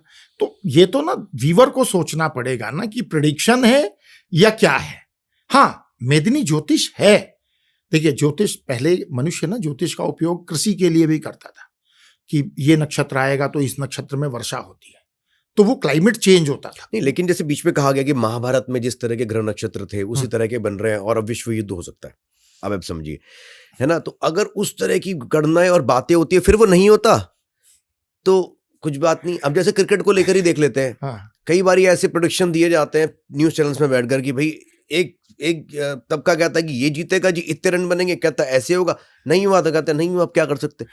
तो मतलब उसमें हमेशा जो आपने शुरू में कहा था ना कि 1% की जो वो छोड़ दिया, उस 1% में बहुत बड़े गेम हो जा रहे हैं। लेकिन वो देखिए 1% कहाँ पर आप अप्लाई कर सकते हो, उसका मैंने आपको एक वैलिड रीजन बताया कि एक्यूरेसी से प्राइवेसी रिवील करने लगोगे ना तो कोई भी विज्ञान घातक हो सकता है। तो भृगु ऋषि ने यही किया था, तो फिर वो बाधित किया गया। तो वो लोक कल्याण के लिए किया गया, नहीं तो एस्ट्रोलॉजर तो लोगों के बेडरूम में झांकना शुरू कर देगा। तो वो वहां पर रिस्ट्रिक्शन लगाई गई, हर चीज की रिस्ट्रिक्शन है। लेकिन अब इसको ना मैजिक बना के जो रख दिया ना कि भाई ये टीम जीत जाएगी और ये ऐसा होगा, इनका ऐसा है, ये एक स्थूल अनुमान है। और मैं आपके व्यूअर से बोलूंगा कि ऐसी बातों को ना लें अपने दिमाग में, क्योंकि ऐसी प्रेडिक्शन बहुत लोगों की जिंदगी भी खराब कर रही है। आप सुन करके आश्चर्यचकित होंगे। मैं एक टेलीविजन चैनल पर लाइव कार्यक्रम दे रहा था। उस लाइव कार्यक्रम में ना एक व्यूअर कनेक्ट होते हैं, तो उन्होंने अपनी कुंडली बताई और उन्होंने ये बोला कि देखो जी मैं आर्मी में हूं, मुझे एक एस्ट्रोलॉजर ने बोला कि अब किसी ड्यूटी ज्वाइन करोगे तो आपको गोली लग जाएगी और आप मर जाओगे, और मैं ड्यूटी पे नहीं जा रहा हूं। क्या ये प्रेडिक्शन देनी चाहिए थी? एक सैनिक है, आप आर्मी में गए हो गोली से डरने के लिए, आपने मां भारती की रक्षा करने की सौगंध ली है, इस देश को सुरक्षित रखने की सौगंध ली है, तो क्या आप केवल तनख्वाह लेने के लिए जा रहे थे? है ना। और इतनी एक्यूरेसी के साथ बोल देना नहीं जी आपको गोली लग जाएगी। आप ये बोल सकते हो मार्केस का टाइम चल रहा है, थोड़ी सी सावधानी आपको रखनी होगी, इस ऐसे समय में भगवान नाम का जाप करो, इन मंत्रों का जाप करो, ताकि आपका प्रारब्ध जो कठिन है वो थोड़ा कंट्रोल हो जाए। मतलब जहां एक्सीडेंट होना वहां उंगली कट के रह जाए। तो ये सब चीजें इस तरीके से मैनिपुलेट की जा सकती हैं। लेकिन एकदम से इस तरीके की प्रेडिक्शन कर देना कि नहीं साहब ऐसा होगा, अब वो तो कुछ दिन और नहीं जाएगा, बेचारा बर्खास्त हो जाएगा वो। अच्छा, मार्केश आपने बोला, ये मार्केश को लेकर ना बड़ी भ्रांतियां हैं। अब कई लोगों के लिए मार्केश तो मृत्यु तुल्य है, कई लोगों के लिए वो एक मेंटल टेंशन है कि भाई मार्केश का मतलब आपको दिमागी टेंशन दे सकता है, मार्केश का कोई बीमारी दे सकता है। मार्केश क्या है और किस तरह से काम करता है? देखिए, जन्म कुंडली का 8वां भाव जो है ना वो आयु का भाव है ना, और 8वें से 12वां पड़ेगा 7वां, तो 7वां मारक भाव हो गया। मतलब द्वादश, 12 का मतलब व्यय, खर्च होना। पर अब इसको ना हमें समझना पड़ेगा, और यहीं पर जब हम नहीं समझते ना तो हम जो कंसल्टेशन लेने आता है हम उसको भी कंफ्यूज करते हैं। मारक की दशा भी कंसिडर तब सीरियसली करो जब आप उस एज के पैरामीटर में हो। एक बच्चा 5 साल का है, द्वितीय भाव की या अष्टम भाव की दशा चली तो जरूरी नहीं कि मृत्यु ही होगी, उसको कुछ हेल्थ रिलेटेड छोटे मोटे कंसर्न भी हो सकते हैं। और मैं आपको बोलता हूं, आपकी एज में क्या मारक दशा नहीं हो, आप कुंडली दिखाना, मैं बता दूंगा ये टाइम आपका मार्केस का चल रहा था। हाँ, हो सकता है आपको मेंटल टेंशन हुई हो, कुछ लॉस हुआ हो, कुछ व्याधि आई हो, पर मार्केस का मतलब मृत्यु नहीं है। लेकिन जब एक 80 साल की कुंडली में या 85 साल की व्यक्ति की कुंडली में मारक महादशा चल रही है और साथ में समय और भी गड़बड़ है, तो ऐसी स्थिति में आप जरूर कंसिडर करो कि भाई यहां थोड़ा सा आपको सतर्क रहना है। मार्केस का मतलब मरना ही नहीं है, लेकिन कोई भी रिजल्ट, एक वर्ड आता है देश काल पात्र। अब ये देश काल पात्र क्या है, मैं थोड़ा एलोबरेट कर देता हूं। यह माना जाता है कि चंद्रमा लग्न में बैठा हो तो व्यक्ति गौर वर्ण होता है, सामान्य प्रेडिक्शन, जो नहीं कि गौर वर्ण होगा, लेकिन होता है। पर मैं कहता हूं नाइजीरिया में, सोमालिया में चंद्रमा लग्न में बैठा हो तो आप बोल सकते हो व्यक्ति गौण वर्ण का होगा, वहां का जेनेटिक ही ब्लैक है। हाँ, उस ब्लैक में भी वो सुंदर होगा, लेकिन आप यहां पर ये नहीं बोल सकते आपका व्हाइटिश कलर होगा, बिल्कुल सफेद होंगे आप, गोरे होंगे आप, ये नहीं बोल सकते। तो यहां पे एस्ट्रोलॉजर को देश काल पात्र ध्यान रखना चाहिए। आप जिस जगह प्रेडिक्शन कर रहे हो उस जगह पर ये चीजें आपको ध्यान रखनी होंगी। तो जैसे अब मैं आपसे एक और चीज पूछता हूं, जैसे कि सपोज आपके पास आते होंगे लोग जो विदेशी भी होंगे, जो शायद सनातन से ना जुड़े हुए हों, तो उनके लिए तो आप सपोज कोई ऐसा उपाय, जैसे आपने सूर्य को जल चढ़ाओ या कुछ और उपाय जो आप जनरली भारत में बताते होंगे वो नहीं बताते होंगे, तो उनके लिए क्या उपाय यही रहते हैं, बदल जाते हैं फिर? वैसे जनरली आपको बताना चाहूंगा, क्योंकि आपने देश काल परिस्थिति पात्र हम जो भी बात कर रहे हैं उसके हमारे जो हमारे से कंसल्ट करने वाले लोग हैं, ये मैं आपको बहुत प्राउडली बोलता हूँ, मोर देन 50% NRI ही है मेरे पास, तो है NRI है। रही बात फॉरेन नेशनल की, तो अभी हमारे से बहुत ज्यादा कनेक्ट ऐसा नहीं हुआ है। और दूसरी बात ये है कि देखिए, जब उसका स्पिरिचुअल बिलीफ अलग है ना, तो हम उसको केवल कंसल्टेशन देते हैं और उसको वो चीजें बताते हैं जो उसकी स्पिरिचुअल बिलीफ को भी हार ना करे। जैसे मान लो अगर चंद्रमा कमजोर है, हम उसको बोलते हैं भाई मेडिटेशन कर, योगा एक्सरसाइज कर, इससे भी आपका मून, और ये फैक्ट बता रहा हूं, ऐसे होता है। हिंदुस्तानी देश में पीछे हट जाते हैं ना, उनको बोल दो ना सुबह 1 घंटे वॉक किया करो, 15 मिनट सूर्य नमस्कार करो, 15 मिनट अनुलोम विलोम करो, तो उनके सारे इंपॉर्टेंट काम उसी टाइम में हो जाएंगे। वो अपने लिए 1-8 घंटे नहीं निकाल सकते, लेकिन वो निकालते हैं। अगर ऐसे मतलब लिमिटेड है मेरे पास। तो मतलब आपका कहना यह है कि अगर हम कोई बहुत महंगा उपाय ना भी करें, हाँ, तो छोटे उपाय में भी बहुत फ्री में भी काम हो सकता है। महंगे उपाय हमेशा फेल होते हैं। अच्छा, मैं 100% बोल रहा हूं। मैं एक छोटी सी बात कहता हूं, आप भोजन करोगे तो आपकी भूख मिटेगी ना, मेरे भोजन करने से तो नहीं मिटेगी। मैं आपके लिए भगवान से प्रेयर करूंगा, ठीक है, आपको थोड़ी दुआ लग सकती है, लेकिन आप खुद करोगे तो ज्यादा अच्छा है ना। आप मंत्र की चैंटिंग करोगे, वाइब्रेशन जो क्रिएट होगी वो पॉजिटिव एनर्जी आएगी। आप सूर्य को जल चढ़ा रहे हो, आपके मन में आचार्य जी ने बोला, मैं ले आके लोटे में जल भरा और गिरा दिया, ठीक है जी, लेकिन एक हुआ कि मैंने माना कि सूर्य प्रत्यक्ष देवता है, विजिबल गॉड है, और मैं उनसे ब्लेसिंग के लिए, अब तो साइंस भी मानता है, जब आप सूर्य को जल चढ़ाते हो तो जो उसकी रेज रिफ्लेक्ट होकर आपकी बॉडी को आती है, वो आपकी डिफिशियंसी कंप्लीट करती है, आपका कॉन्फिडेंस बूस्ट होगा। तो ज्योतिष के तो उपाय भी वैज्ञानिक है। इन वैज्ञानिक उपायों को छोड़ करके ना हम पत्ते और हल्दी मिर्च में पड़ गए हैं, और इसीलिए मनुष्य अल्टीमेटली ना तनाव में जाता है, उसका विश्वास टूटता है। मैं आपको गारंटी के साथ बोल रहा हूं, मैक्सिमम मेरे जो यूजर हैं ना, वो जब कंसल्ट करते हैं ना, उसके बाद वो फिर दोबारा कहीं नहीं जाते। हमारी टीम एक बात बोलती है, हमारे यहाँ यू टर्न नहीं है, वन वे है। अच्छा, लेकिन आप जो उपाय हम बता रहे हैं, इतने आपने बोला कि यार ये आजकल जो इंस्टाग्राम रील्स में है, क्या उससे नुकसान भी होता है लोगों को? मतलब अगर कर लिया, सपोज वो जेनरिक उपाय समझ के कर गए, क्या नुकसान भी हो सकता है? बहुत ज्यादा। आपने देखा होगा ना, बेसिकली उपाय ज्यादातर आपको कहाँ मिलते हैं? लाल किताब में मिलते हैं।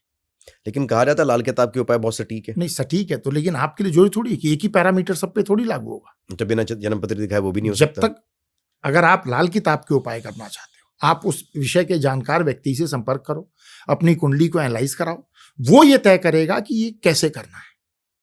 अच्छा, उपाय में भी, लेकिन उसमें दम है, आप ये कह रहे हो? देखिए, उपाय कोई सा भी करते हो आप ना, तो डेफिनेटली एक पॉजिटिव एनर्जी को वाइब्रेट करते हो। जैसे मैं कहता हूं, आप राहु मंत्र की चैंटिंग करो, करने का तरीका हम बताते हैं। बहुत से लोगों को देखा मैंने कि सूर्य को जली 90% लोग गलत तरीके से चढ़ाते हैं। कैसे? जैसे अब कई लोगों को मैंने देखा, प्रैक्टिकल भी ना मेरी लोकेलिटी में करते हैं, भाई हम फ्री में क्यों या अननेसेसरी क्यों बताएं आपको, या आप हमसे पूछो तो हम बताएंगे ना, नहीं तो ये हो जाएगा बिना मांगे ज्ञान दे रहे हैं। कोई सा भी बर्तन ले लिया, उसमें जल भरा, उसमें गुड़ डाल दिया, उसमें हल्दी डाल दी, उसमें फूल डाल दिया और जाके अर्पित कर, जबकि कोई चीजें नहीं है। तांबे का लोटा लीजिए, अक्षत डालिए, अक्षत माने चावल। अब चावल ही क्यों? चावल को लक्ष्मी का रूप कहा गया, और भगवान सूर्य का एक नाम है सूर्य नारायण। नारायण और लक्ष्मी का कॉम्बिनेशन बनता है। जब अक्षत डालेंगे, आप डालने को उसमें लाल चंदन डाल सकते हो, फिर चाहे हल्दी डालो, चाहे जो भी डालो, बट ये 2 चीजें डालो। सूर्य को जल अर्पित करते समय गिरते हुए जल में से सूर्य को देखो, देखना है, हाँ देखना है। और जल अर्पित करने के बाद ना 7 बार प्रदक्षिणा करो, लोग 3 वहीं बार खड़े खड़े वहीं खड़े खड़े 7 टाइम सूर्य मंत्र का जाप करते हुए 7 बार प्रदक्षिणा करो और फिर हाथ जोड़ करके सकाम प्रार्थना करो। वो प्रत्यक्ष देवता है, आप सीधे उनसे हेल्थ वेल्थ फाइनेंस के लिए प्रेयर करो। मैं आपको गारंटी के साथ कहता हूं, आपका कोई व्यूअर अपनी लाइफ में 1 साल करके देख ले, लेकिन डिवाइन ब्लेसिंग डेडिकेशन से आती है, ये समझ के नहीं। उपाय, ये जितने ज्यादातर लोग ना उपाय को सोचते बस कर दो तो हो जाएगा, भाव आपके भीतर होता नहीं। जैसे हनुमान चालीसा को लोग पढ़ते हैं, आप पढ़ते चले जाओ ना, कोई फायदा नहीं। जब मन क्रम वचन इन तीनों को लेकर के अलाइन करके करोगे, फिर उसका बेनिफिट मिलता है। जैसे कहते हैं ना, कोई रिजल्ट तब मिलता है जब परमात्मा, पुरुषार्थ और प्रारब्ध तीनों एक लाइन में हो। हनुमान चालीसा को लेकर लेकिन कहा जाता है कि वो अपने आप में सिद्ध है, उसको सिद्ध की जरूरत नहीं है, मतलब ही नहीं। लेकिन अभी उसको लेकर भी हनुमान चालीसा के बीच में कुछ कंट्रोवर्सीज चली, अलग अलग बातें हुई, 2 गुटों में बातें हुई, 3-4 गुटों में बातें हुई कि उसमें कुछ ऐसे शब्द हैं चेंज कर दिए जाएं। तो क्या वो चेंज करने से उसके महत्व, उसका मतलब बदलेगा? क्योंकि जो लिख दिया गया, अगर वो सिद्ध हो गई है चीज, तो इसका मतलब कि शब्दों में सिद्धि आ गई, तो क्या वो चेंज करने से कुछ फर्क पड़ेगा? हालांकि मैंने भी पढ़ा था, जो चेंज हुआ वो भी पढ़ा था मैंने, और जो मूल है वो भी हम पढ़ते ही हैं सारे जी। भाव नहीं बदला उसमें, लेकिन शब्द बदल गए हैं।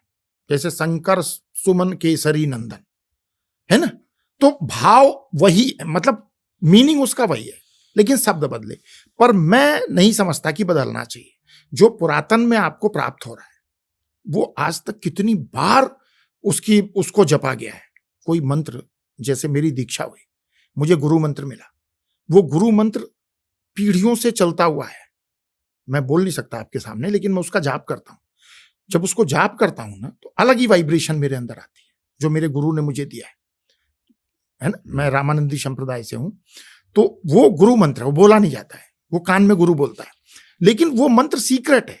लेकिन कई आचार्यों ने उसको जपा है, वो पावरफुल हो गया। अब कल को एक व्यक्ति आते हैं, कहते नहीं जी इसमें ये लेटर चेंज कर, तो वहां से तो नई शुरुआत हो जाती है ना। तो मुझे लगता है चेंज नहीं करना चाहिए, जो मूल रूप में प्राप्त है आप उसी को। तो फिर हनुमान चालीसा का सही अब तरीका बताइए आज। देखिए, सबसे पहली बात तो मैंने आपको बताया ना, मन क्रम वचन। तो मन से, कर्म से और वचन से, तीनों से एक निष्ठ होकर के जब आप पढ़ रहे हो ना, तो शब्दों पे तो ध्यान दो ना थोड़ा सा। शब्द एक और बताता हूं मैं आपको, बड़ा इंटरेस्टिंग है, क्योंकि जो शत बार पाठ कर, अब वो लोगों के लिए 7 है, 100 है या 7 है, ये लोगों को ये भी नहीं पता अभी। तो देखिए, 7 का मतलब 7 नहीं है, 7 का मतलब तो 100 ही है। लेकिन मैं नहीं कहता कि चलो आप 100 बार पढ़ो, आज के इस कलिकाल में टाइम नहीं, आप एक ही बार पढ़ो, लेकिन मन से पढ़ो, डूब करके पढ़ो। हनुमान जी को मतलब ना, भगवान ने एक ऐसा सुपर पावर बना रखा है ना, कि जब परमात्मा गए ना अयोध्या से, तो हनुमान जी को ही राजा बनाया वहां का, और हनुमान जी को बोला कि तुम जब तक राम और रामायण रहेगी धरती पे रहोगे। तो भगवान के प्रतिनिधि कौन है? हनुमान जी है। और भगवान से आशीष प्राप्त करने का मतलब है भक्त के पैर पकड़ लो। जब हनुमान जी के पैर पकड़ते होता है ना भाई, कि आपकी सिद्धि करने से भगवान वैकुंठ देते हैं। तो हनुमान जी की इंपॉर्टेंस कितनी है। आप जब उनके भीतर सच्ची श्रद्धा के साथ एक बार भी पाठ करोगे, आपकी लाइफ में चेंज आएगा। बाकी तो आप जय हनुमान ज्ञान गुण सागर, दिमाग कहीं और लगा है, बोले जा रहे हो मुंह से, तो इसलिए आपको बेनिफिट नहीं। जैसे अभी मैं लोगों को देखता हूँ, वो नहाते हुए भी हनुमान चालीसा पढ़ते हैं, है ना, वो चलते हुए भी पढ़ लेते हैं, गाड़ी में भी पढ़ लेते हैं, बेड पे बैठ के भी पढ़ लेते हैं। तो क्या ये सही है या गलत है? देखिए, वैसे भगवान का नाम तो ना किसी भी अवस्था में लिया जा सकता है। भगवान से ज्यादा दयालु तो कोई हो ही नहीं सकता है ना। अब इस पे थोड़ा सा एक मतलब विषयांतर हो जाएगा, लेकिन आपकी बात को स्पष्ट कर देता हूँ। एक सेठ जी गल्ले पे बैठे थे, एक संत पहुंचे, कहे अरे सेठ जी क्या हमेशा माया माया माया, कुछ भगवान का नाम भी ले लिया करो, राम राम बोल लिया करो। सेठ जी ने कहा मरने की फुर्सत नहीं है, राम राम कहाँ से बोलेंगे, कहे कल्याण हो जाएगा। अब सेठ जी पूरे दिन तो बिजी रहे, सुबह शौच करने के लिए गए तो ध्यान आया, संत महात्मा आए थे, तो वो बोले थे राम राम कर लो, अब यहीं कर लेता हूँ। अब ये तो अशुद्ध जगह है ना, अब वहीं पे वो राम राम राम राम राम करना शुरू किया। हनुमान जी ने देखा, अच्छा इस अवस्था में, उन्होंने जाके एक मुक्का लगा दिया। अब मुक्का लगा दिया, सेठ तो मतलब सेठ को अनुभूति नहीं हुई, उन्होंने मुक्का मार दिया। हनुमान जी का मुक्का कोई सह लेगा? मतलब नहीं है, अथाह बल के स्वामी है। शाम को जब गए प्रभु के सामने तो देखा प्रभु करा रहे थे, तो पूछा कि प्रभु क्या हुआ बताइए? कहे तुमने ही मारा है। तो कहा मैंने तो नहीं मारा आपको। कहे क्यों? उस सेठ को नहीं मारा। तो कहा प्रभु वो तो सोच करते हुए नाम ले रहा था। कह रहा था मेरा नाम भक्त किसी भी अवस्था में ले वो कल्याणकारी है। तो अगर आपके मन में भाव है, बैठे हैं आपके मन में आ गया, भाव उमड़ गया, आपने कर दिया, अच्छी बात है। हाँ, शुद्ध होकर करना एक अलग बात है। आप नहा धोकर के पवित्र होकर सच्चे मन से आचमन करके फिर संकल्प लेके कर रहे हो तो उसका इम्पैक्ट अलग है। और जैसे हम कई बार ये बात होती है कि बहुत स्पेसिफिक बातें होती है कि हम उसी जगह पे उस मंदिर पे जाकर पूजा करनी है, तो क्या उसका भी अलग इम्पैक्ट होता है? हाँ, और उसके रीजंस क्या है? हाँ, मैं बताता हूँ। देखिए जैसे आप बद्रीनाथ जा रहे हैं जी, वहां की वाइब्रेशन अलग है। भगवान माना जाता है कि भगवान वहां पर ना साक्षात वास कर रहे हैं, तो वो वाइब्रेशन ना एक अलग तरीके की वाइब्रेशन है। अच्छा, तो वहां जाना निश्चित अच्छी बात। देखिए आप देखोगे जो मंदिर है ना, आपके घर में भी है, घर में जरूर पूजा करनी चाहिए, लेकिन मंदिर क्यों जाते हो? क्योंकि वो जगह ना, वहां शिवलिंग भी है ना, तो रोज वहां अभिषेक हो रहा है, वहां का ऑरा अलग है, ज्यादा डिवाइन है, ज्यादा डिवाइन है। तो आप जाते हो तो एक पॉजिटिव वाइब्रेशन आपको मिलती है। अब जैसे ज्योतिर्लिंग जाते हैं, अब जरूरी है कि स्पेसिफिक इसी ज्योतिर्लिंग जाना है या वो वर्क स्पेसिफिक होता है कि मेरे को ये काम हुआ तो मैं इस जगह पे जाऊंगा, ये काम तो अलग अलग रीजन से ज्योतिर्लिंग बनाए गए? वैसे तो रीजन नहीं है, जैसे अब महाकाल है, हाँ, तो भाई जो जाता है उसकी अकाल मृत्यु नहीं होती। हाँ, तो इस और मैक्सिमम लोग इस भाव के साथ जाते हैं। अब इसमें पता है क्या है, भगवान ने भी कुछ व्यवस्थाएं की है ना जी, कि कम से कम आप जाओ सही, किसी उद्देश्य से ही जाओ, लेकिन जाते हो तो आपको ब्लेसिंग मिलती है। अब रामेश्वरम गोस्वामी जी ने लिखा है भाई जो गंगा जल लाके चढ़ाएगा वो मुक्त हो जाएगा। आप एक चीज सोचो जरा, क्यों भारत का दक्षिण कोना जी, आप गए और एक चीज स्पेसिफिक देखोगे, बद्रीनाथ में साउथ के पुजारी मिलते हैं, हाँ, बहुत ज्यादा है ना, और रामेश्वरम में आपको उत्तर भारत के पुजारी मिलेंगे। ये ना जैसे शंकराचार्य ने पूरे भारत को एकता के सूत्र में बांधा ना, ये जो हमारी संस्कृति, हम कितने अलग अलग हैं, 50 किलोमीटर पे कल्चर चेंज हो रहा है, भाषाएं चेंज हो रही, खान पान चेंज हो रहा है, लेकिन फिर भी हमें किसने बांध रखा है? हमारी संस्कृति ने बांध रखा है, हमारे धर्म ने बांध रखा है। उत्तर भारतीय व्यक्ति को भी रामेश्वरम जाके जल चढ़ाने की इच्छा रहती है, दक्षिण भारत के व्यक्ति को भी अयोध्या में भगवान रामलला के दर्शन करने की इच्छा है। तो ये ना, ये देखिए बहुत प्लानिंग के साथ हमारे महर्षियों ने कर रखा है सारा। एक तो टूरिज्म बढ़ा, भाई नॉर्थ का आदमी अगर तो साउथ में जा रहा है, प्लेन से जाएगा, ट्रेन से जाएगा, रास्ते में सामान खरीदेगा, फूल माला खरीदेगा, इकोनॉमी चल रही है। एक मंदिर ही ऐसी जगह जिसके आसपास पूरी इकोनॉमी चलती है। लोग कहते हैं ना राम मंदिर बनने से क्या होगा, उन गधों से पूछो, जाके देखो, वहां के लोगों की जिंदगी बदल गई। वहां फूल माला बेचने वाला भी शाम तक 5,000 रुपए कमाता है, पूरी इकोनॉमी घूम रही है राम के नजदीक में, है ना, राम राज्य हो गया। मतलब आप पता नहीं गए कि नहीं, मैं तो गया हूं और साक्षात अनुभूति की है। हाँ। कि जब आप ऐसी जगह जाते हो ना, आप विश्वास मान के चलो, मैंने अब ये रिपीटेड कंटेंट हो जाएगा, लेकिन मैं फिर भी इस पे आपने कहा रिपीटेड हो जाएगा, मैं जोड़ देता हूँ कि मुझे ऐसा पर्सनली लगता है कि लोगों को ना साल में या 6 महीने में एक बार कहीं ना कहीं दर्शन करने अपने परिवार के साथ जाना चाहिए। उसका रीजन क्या, एक तो आप ना बहुत सारी तकलीफों से दूर हो जाते हो, दिमागी रूप से भी और आपके शारीरिक रूप से भी, क्योंकि आशीर्वाद मिलता है। दूसरा आप अपने शास्त्रों का भी अनुसरण कर रहे हो, तो प्रधान तीर्थ गंगा कहा गया है जी, कलयुग में प्रधान तीर्थ गंगा है। तो आपके नजदीक में कोई भी पवित्र सरोवर नदी है तो आप परिवार सहित जाके वहां स्नान जरूर करो, इसका आपको बेनिफिट मिलता है, डिवाइन ब्लेसिंग मिलती है। दूसरा, कलयुग में ना एक चीज जो लोग कम करते हैं ना, और हम ये करवाते हैं और इसका बहुत अच्छा रिजल्ट आता है, हम ग्रहों के प्रभाव को नियंत्रित करने में ना मंत्र जाप और दान जरूर बोलते हैं। जब आप दान करते हो ना, और दान ऐसा नहीं कि जेब में तो पड़े हैं 5,000 और 1 रुपए का सिक्का निकाल के दे दिया, दान वो होना चाहिए जो एहसास हो कि मैंने दिया। लेकिन शास्त्रार्थ क्या है, मतलब जैसे कि हम जब कहते हैं कोई भी उपाय, किसी का भी जाप होता है, तो उसका एक कैलकुलेशन है जिसमें कि 1.25 लाख, उसके बाद उसका दशांश हवन, उसका दशांश तर्पण तो उनके लिए है जिनको पितरों का करना है, इसमें आता है, इस सारे और प्रोसेस में आता है। दशांश जो है फिर जो है भोजन है ना, ब्राह्मण भोजन हो गया। तो इस हिसाब से कैलकुलेशन बनाई हुई है। हाँ, तो देखिए जब आप पूरे विधि के अनुसार करते हो ना, तो फिर तो प्रोसेस यही होता है। लेकिन मैं कहता हूं, नहीं है आपके पास समय, नहीं कर सकते हो, आप जितना कर सकते हो तो करो ना। मैं आपको फैक्ट बता रहा हूं, मैंने तो उतने में ही चेंज देखा है। एक एस्ट्रोलॉजर आपको ना लौकिकता से ना अलौकिकता की तरफ ले जाता है। एस्ट्रोलॉजर की यही स्पेशलिटी है। अगर अच्छा एस्ट्रोलॉजर और काल नेमी मिल गया तो फिर तो आपकी कुंडली में जितने होंगे ना सब दोष निकाल देगा। गुरु राहु है तो ये काल सर्प दोष है, तो अंगारक दोष है, तो तुम्हारा बुध नीच का है, तो तुम्हारा गुरु खराब हो गया। मतलब अच्छा कुछ है ही नहीं। आप 90% देखोगे ना तो कुंडली एनालिसिस में एस्ट्रोलॉजर का माइंडसेट भी नेगेटिव है। वो यही देखता है कि मैं इसके ऐसा क्या बताऊं जिससे डर जाए। और जबकि हमारी रीडिंग का तरीका थोड़ा अलग है। हर इंसान को कुछ तो पॉजिटिव मिला। आपका क्या रीडिंग का तरीका? हमारा रीडिंग का तरीका अच्छा क्या है। जब आप अच्छा बढ़ाओगे ना भाई, एनर्जी तो दो ही है ना, नेगेटिव पॉजिटिव। जब पॉजिटिव बढ़ेगी तो कमजोर कौन होगा? नेगेटिव होगा।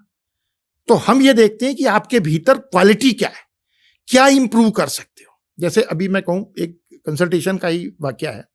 उन्होंने बहुत सारे बिजनेस किए, मल्टीपल अटेम्प्ट किए, करीबन 38 की एज हो गई, और उन्होंने मतलब किसी भी बिजनेस में सक्सेस नहीं हुई। मैंने जब पूरी कुंडली को एनालाइज किया तो देखा शुक्र उनका बहुत अच्छा था, बढ़िया था।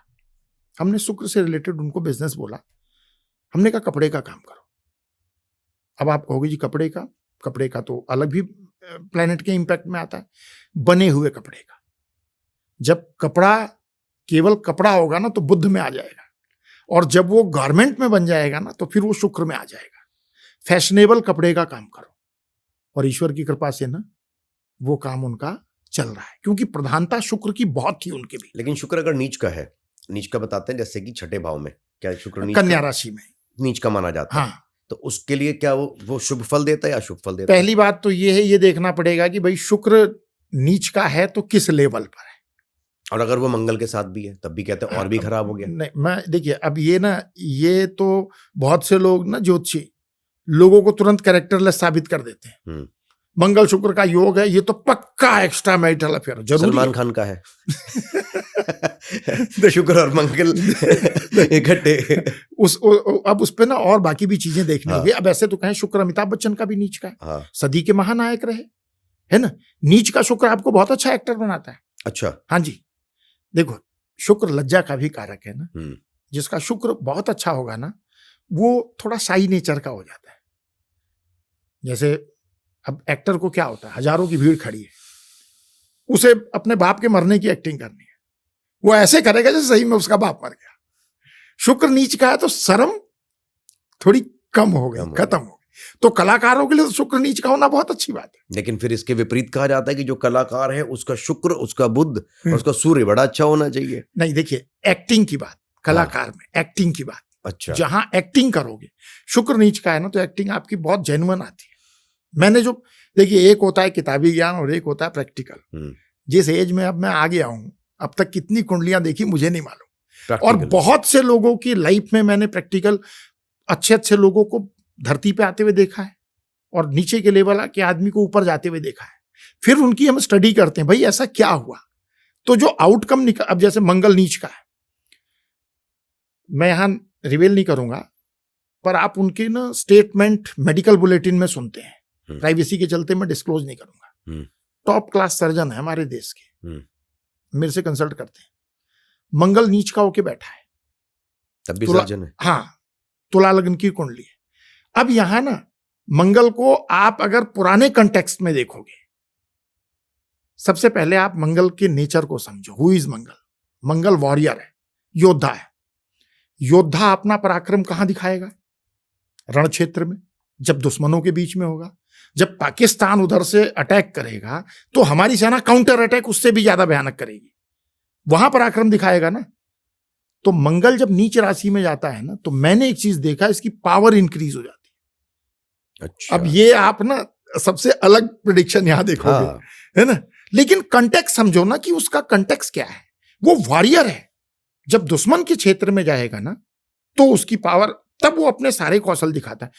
जिनकी बात कर रहा हूं ना, उनका तुला लग्न तुला राशि दोनों ही है, मंगल नीच का होके बैठा है, ओपन हार्ट सर्जरी में ना उनका सान ही नहीं है दूसरा, वर्ल्ड वाइड रिकॉग्नाइज है वो। अरे वाह। अब कह दो कि जी मंगल नीच का, इससे तो पेशेंट मर जाएंगे। इतनी फाइन तरीके से करते हैं ना कि मतलब अपॉइंटमेंट 6 महीने नहीं मिलती है।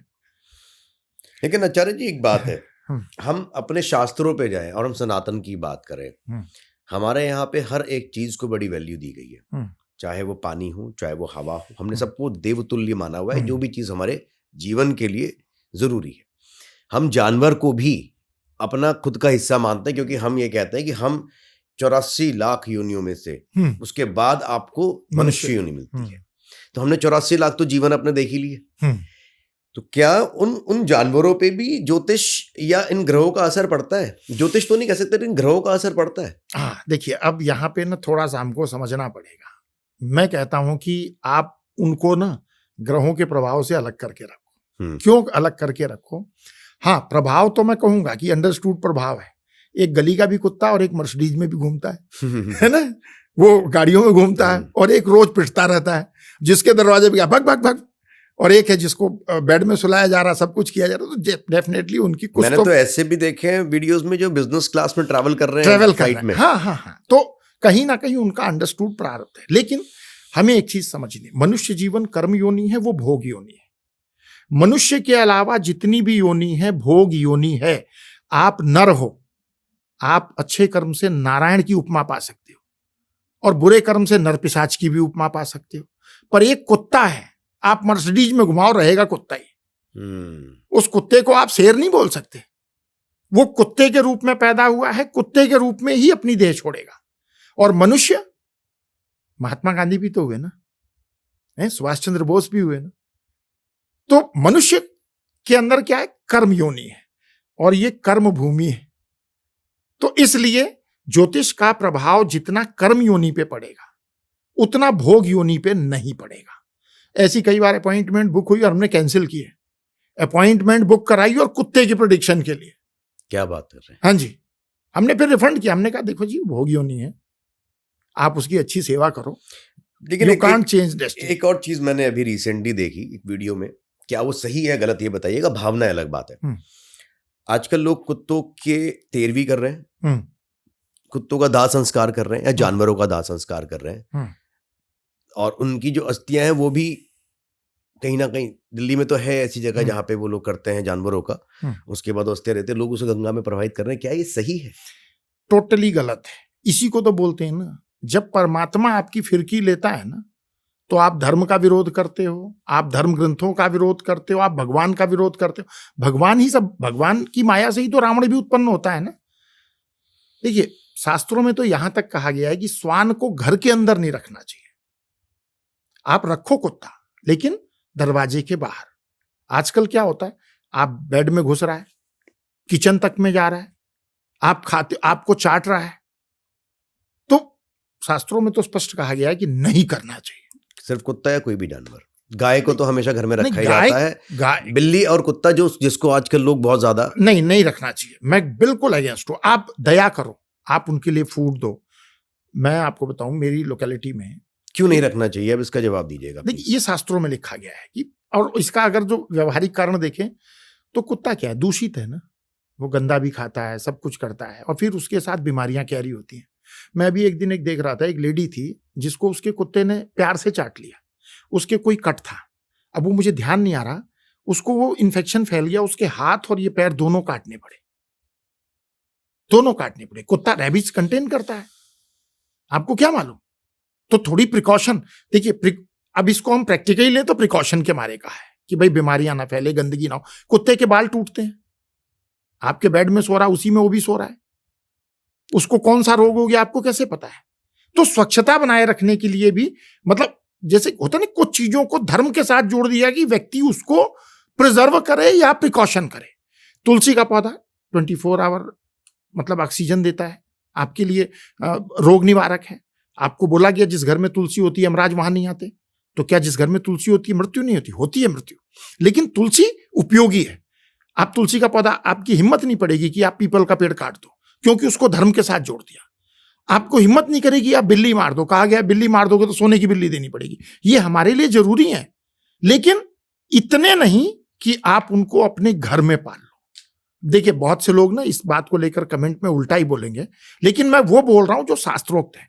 मैं ये नहीं कहता कि आप उनको मारो, उनको काटो, उनको खाना मत दो। आप दो खाना, क्योंकि जीते ही मनुष्य के साथ है। बिल्ली कुत्ते हमारे, हम कहें तो हमारे फ्रेंड जैसे हैं, लेकिन एक लिमिटेशन के साथ।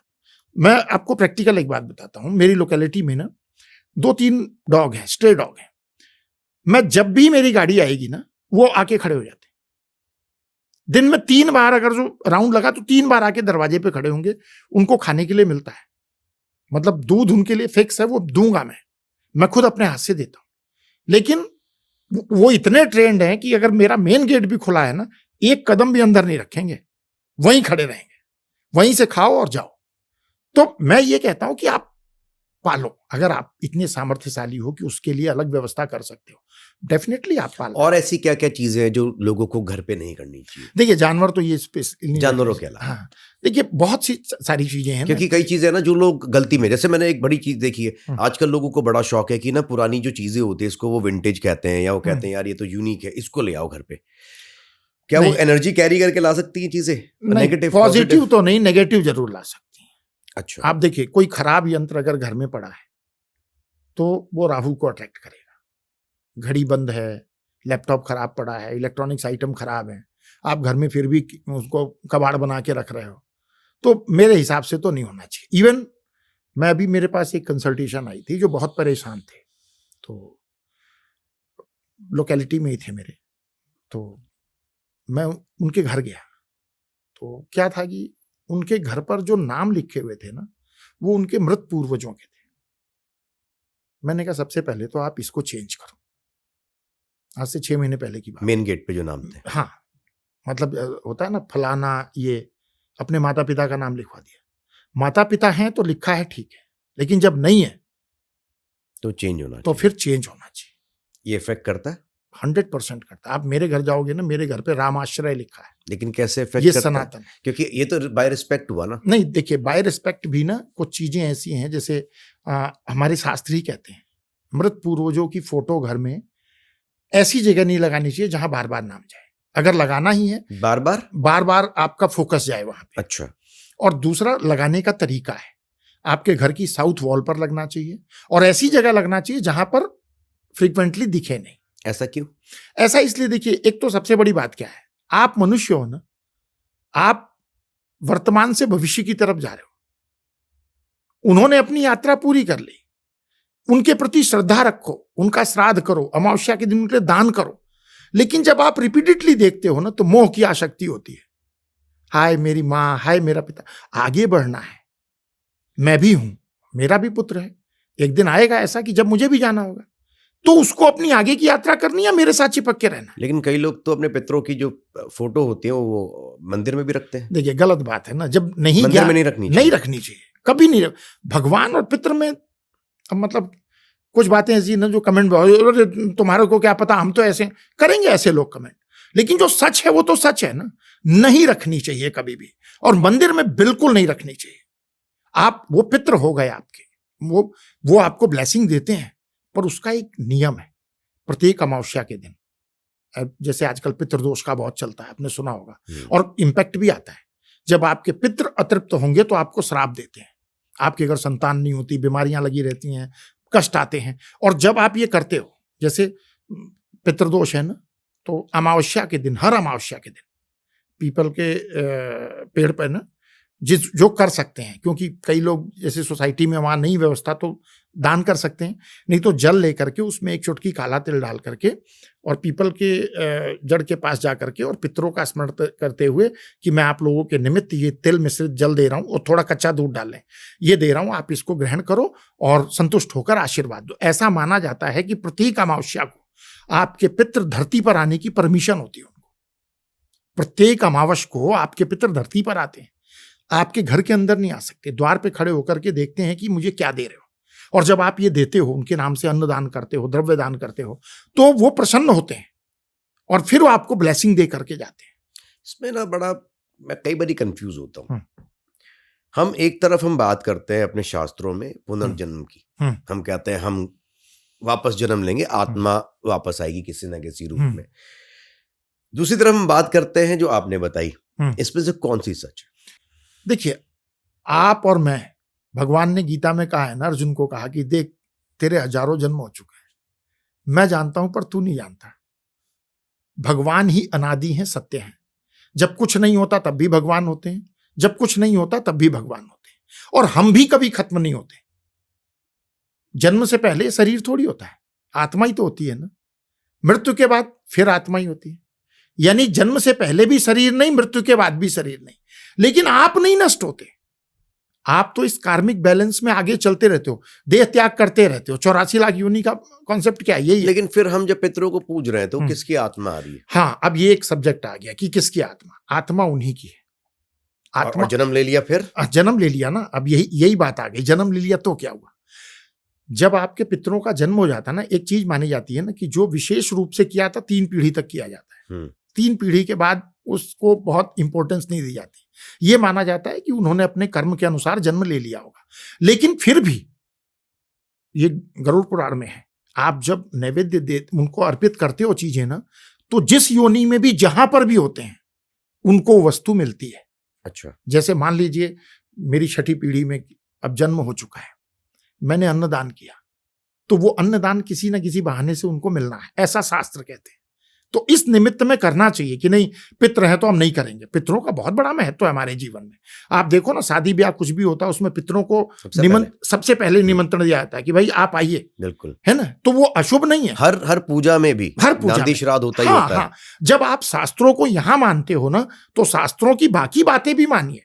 बाकी बातों में अपना नियम मत लगाइए कि नहीं जी हम तो फोटो लगाएंगे, हमारे पिता हैं हम तो मंदिर में रखेंगे। ये नहीं करना चाहिए।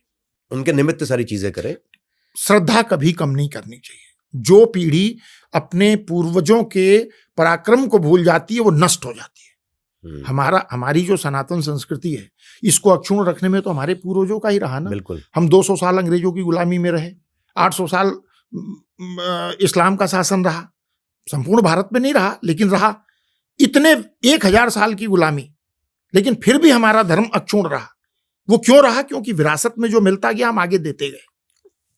एक और चीज, मैंने ऑलरेडी हम जो बातें कर रहे हैं उससे थोड़ा सा हटकर है, लेकिन सपोज किसी इंसान की जिंदगी में परेशानी आई, जो जनरली बहुत लोगों की जिंदगी में आती है फिर चली जाती है, मतलब ये एक साइकिल है, ऐसे चलता रहता है, सुख दुख सुख दुख।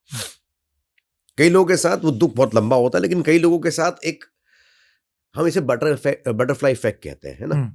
उसमें क्या है कि जब कुछ सालों बाद या कुछ समय बाद इंसान जब पीछे मुड़ के देखता है तब सोचता है अरे यार ये सही ही हुआ था, भले ही बुरा हो रहा था लेकिन ये बहुत ही बढ़िया हुआ। अगर ये नहीं होता ना तो आज ऐसे नहीं हो रहा होता। हाँ। तो ऐसा ये जो चीजें होती हैं, जब हम कहते हैं कि इंसान परेशान हो गया, कोई ग्रह ऐसे आ गए जिसने ऐसे, लेकिन उस ग्रह ने या उस परेशानी ने जो जिंदगी में बदलाव शुरू करा और जिसका इफेक्ट आपको आने वाले कुछ टाइम बाद में दिखने वाला है, तो फिर तो हमें शायद हर चीज को पॉजिटिव ही देखना चाहिए। आपको एस्ट्रोलॉजर बन जाना चाहिए। बहुत अच्छा बहुत अच्छा आपने बोला ये। देखिए मैं ना, हम यहीं पे हमारी कंसल्टेशन में डिफरेंस है। जब नेगेटिव टाइम आया ना तो हम ये नहीं कहते कि ये फलानी पूजा कराओ, ये ढिमाकी कराओ, ये करो, नहीं, तुम चेंज करो। लेकिन जो भी टाइम आता है ना वो एक लेसन लेकर के आता है, वो आपको ट्रेंड करता है। तो हम अपनी हंसी की भाषा में क्या बोलते हैं कि देखो भाई ये यहां से यहां तक का जो पीरियड है ना, ये तुम्हारी कमांडो ट्रेनिंग का पीरियड है। अब ये ट्रेनिंग जब होगी ना तो आगे के लिए तुम तैयार हो रहे हो। एक घटना बताता हूं आपको, क्योंकि हमारे पास तो प्रैक्टिकल घटनाएं होती हैं। एक यूजर हैं, तो पिछले करीबन 2.5 साल पहले उन्होंने हमसे कंसल्ट किया और बहुत अच्छी पोस्ट पे हैं वो, अपनी कंपनी में वीपी हैं, वाइस प्रेसिडेंट हैं, और वो शिपिंग की कंपनी है, फॉरेन की, जापानीज कंपनी है, तो बहुत अच्छे लेवल पर हैं वो। लेकिन अब आपको मालूम है कॉर्पोरेट में पॉलिटिक्स बहुत चलती है जी। तो जब उन्होंने कंसल्ट किया ना, उन्होंने पूछा कि कैसे, मैंने कहा भैया कम से कम 1.5 साल अभी चैलेंज है तुम्हारे लिए, 1.5 साल के बाद सिचुएशन आएगी। और आपको मैं, बहुत कम लोग ऐसे होते हैं वो जब डिस्टर्ब हो ना तो कंसल्टेशन बुक करते थे, हर 2 महीने 3 महीने पे कंसल्टेशन बुक होती थी, बात करता। लेकिन उस समय को निकालने में हमने बहुत अच्छी हेल्प की। जब बॉस भी टोटल अगेंस्ट, ये भी अगेंस्ट, और किसी तरीके से ये बंदा पजल्ड होकर रिजाइन कर दे। लेकिन वहां हमने मोरल बूस्ट रखा, वहां हम उपाय करवाते चले गए, और अभी पिछले उसमें कुछ अच्छा उनको डिक्लेयर होना था बट रुक गया थोड़ा सा। लेकिन उन्होंने मुझसे बोला, कहा कि अब मेरे को इसका रिवॉर्ड मिलने वाला है। तो ये जो टाइम था ना, ये निकालने में हमने मदद की। हमने काट नहीं दिया, पर हमने, जब होता ना कि आप एकदम पजल्ड हो गए, इंसान कई बार होता ना गलत कदम उठा लेता है, उस समय पर हमने संभाल के रखा। और अब वो बोलते हैं कि नहीं, इस टाइम पर मैंने सीखा, मैंने इस टाइम पर पाया कि मेरी स्ट्रेंथ कितनी है। अच्छा, अब जो प्रमोशन होगी ना, वो बहुत अपर लेवल पे होने वाली है। तो मैंने हंसते हुए कहा, मैंने कही कमांडो ट्रेनिंग हो रही थी आपकी, क्योंकि आगे बर्डन और आएंगे, आप कैसे झेलोगे? तो कह रहे नहीं आचार्य जी सही कह रहे हो। और हमारी कंसल्टेंसी में एक्सपीरियंस खूब होता है। हमारे रेफरेंस के बहुत होते हैं। जैसे मैंने कहा ना, हमारे 60% यूजर फॉरेन के ही, NRI है। और वो कैसे बने? वो रेफरेंस से बने। एक आया, उसने 10 को बताया, वर्ड ऑफ माउथ। हमारे पास ऐसा बहुत वो आता है। तो कहीं ना कहीं जो आपका बुरा समय है, जो आपने कहा ना, अगर ईमानदारी से देखो तो कुछ सिखाने आया इसमें ना। अब ये तो मैंने ये तो नहीं कह सकता ये तथ्य सच है कि नहीं है, लेकिन इसमें ऐसा कहा गया, कभी मैंने सुना कि अर्जुन ने भगवान श्री कृष्ण से पूछा कि प्रभु मुझे ना कुछ ऐसा एक चीज बताइए जिसे मैं दुख में सुनूं तो खुश हो जाऊं और सुख में सुनूं तो मैं दुखी हो जाऊं। तो भगवान ने बोला कि ये समय निकल जाएगा। ठीक बात है। अब आप इसे दुख में सुनेंगे तो आपको अच्छा लगेगा, लेकिन सुख में सुनेंगे तो आप दुखी हो जाएंगे। लेकिन दोनों ही सत्य है, बहुत बढ़िया। लेकिन सत्य यह है कि लोगों को सत्य के साथ चलना चाहिए और सही परामर्श लेना बहुत जरूरी है। ये बात मैं ना बार बार बोलता हूं कि आप जीवन में ना, एस्ट्रोलॉजी आपके लिए GPS हो सकता है। जैसे कहते हैं ना कि अच्छा गाइडेंस अगर मिल गया ना, तो आप अपनी लाइफ में खुद अपने आप को क्या प्राप्त करने आए ये जान सकते हो, अपनी लिमिटेशन जान सकते हो। कई बार आप ना सूरज पे पत्थर मार रहे हो, वो पॉसिबल नहीं है। एस्ट्रोलॉजर आपको बता सकता है, भैया इस डायरेक्शन में मत जा, रुक जा, संभल जा, ये टाइम आएगा जब तू जाएगा। तो GPS हो सकता है लाइफ का। आप इसको मैजिक करके ना ले चलो, तो एस्ट्रोलॉजी कंसल्टेशन लेने वाला आदमी ना फ्री ऑफ टेंशन जीता है। मैं इतना आपको बोल सकता हूं, इसीलिए हमारे यहाँ U-turn नहीं होता। और इसी के लिए मैं चाहूंगा कि लोग फिर आपसे जरूर कनेक्ट करें। अब देखिए, ये तो जिनके समझ में आता है वो लोग आते हैं, और नहीं तो फिर उनको ये लगता है आचार्य जी तो कंसल्टेशन फी लेते हैं। भाई कंसल्टेशन फी हम लेते हैं, ये फैक्ट है। लेकिन जब कंसल्टेशन लेके जाते हैं ना, तो नेक्स्ट टाइम ये नहीं पूछते, वो सीधे पूछते हैं जी टाइम बताओ कब का है ना। तो अच्छा गाइडेंस मिले, अपना यही है। जो भ्रम है, भय है, वो दूर हो, लोग इस पुरातन विद्या को अपने जीवन में अपनाएं और इसका फायदा उठाएं। बिल्कुल। बट आचार्य जी, आज मैंने ना बहुत सारी नई चीजें भी सीखी आपसे, जो मुझे बड़ा अच्छा लगा। मुझे लगता है मेरे व्यूअर्स ने भी सीखी और भ्रमित नहीं हुए। इस पूरे पॉडकास्ट में लोगों को एक सही दृष्टिकोण मिला है। कुछ फालतू की बातें नहीं, कोई फालतू के उपाय नहीं, सब नॉर्मल लाइफ, कर्म अच्छे, जहां प्रॉब्लम है आकर पूछो और सोल्यूशन निकालो। हाँ, बहुत ही बढ़िया। इसी के साथ आचार्य जी, आज हम यहाँ पे विराम देंगे।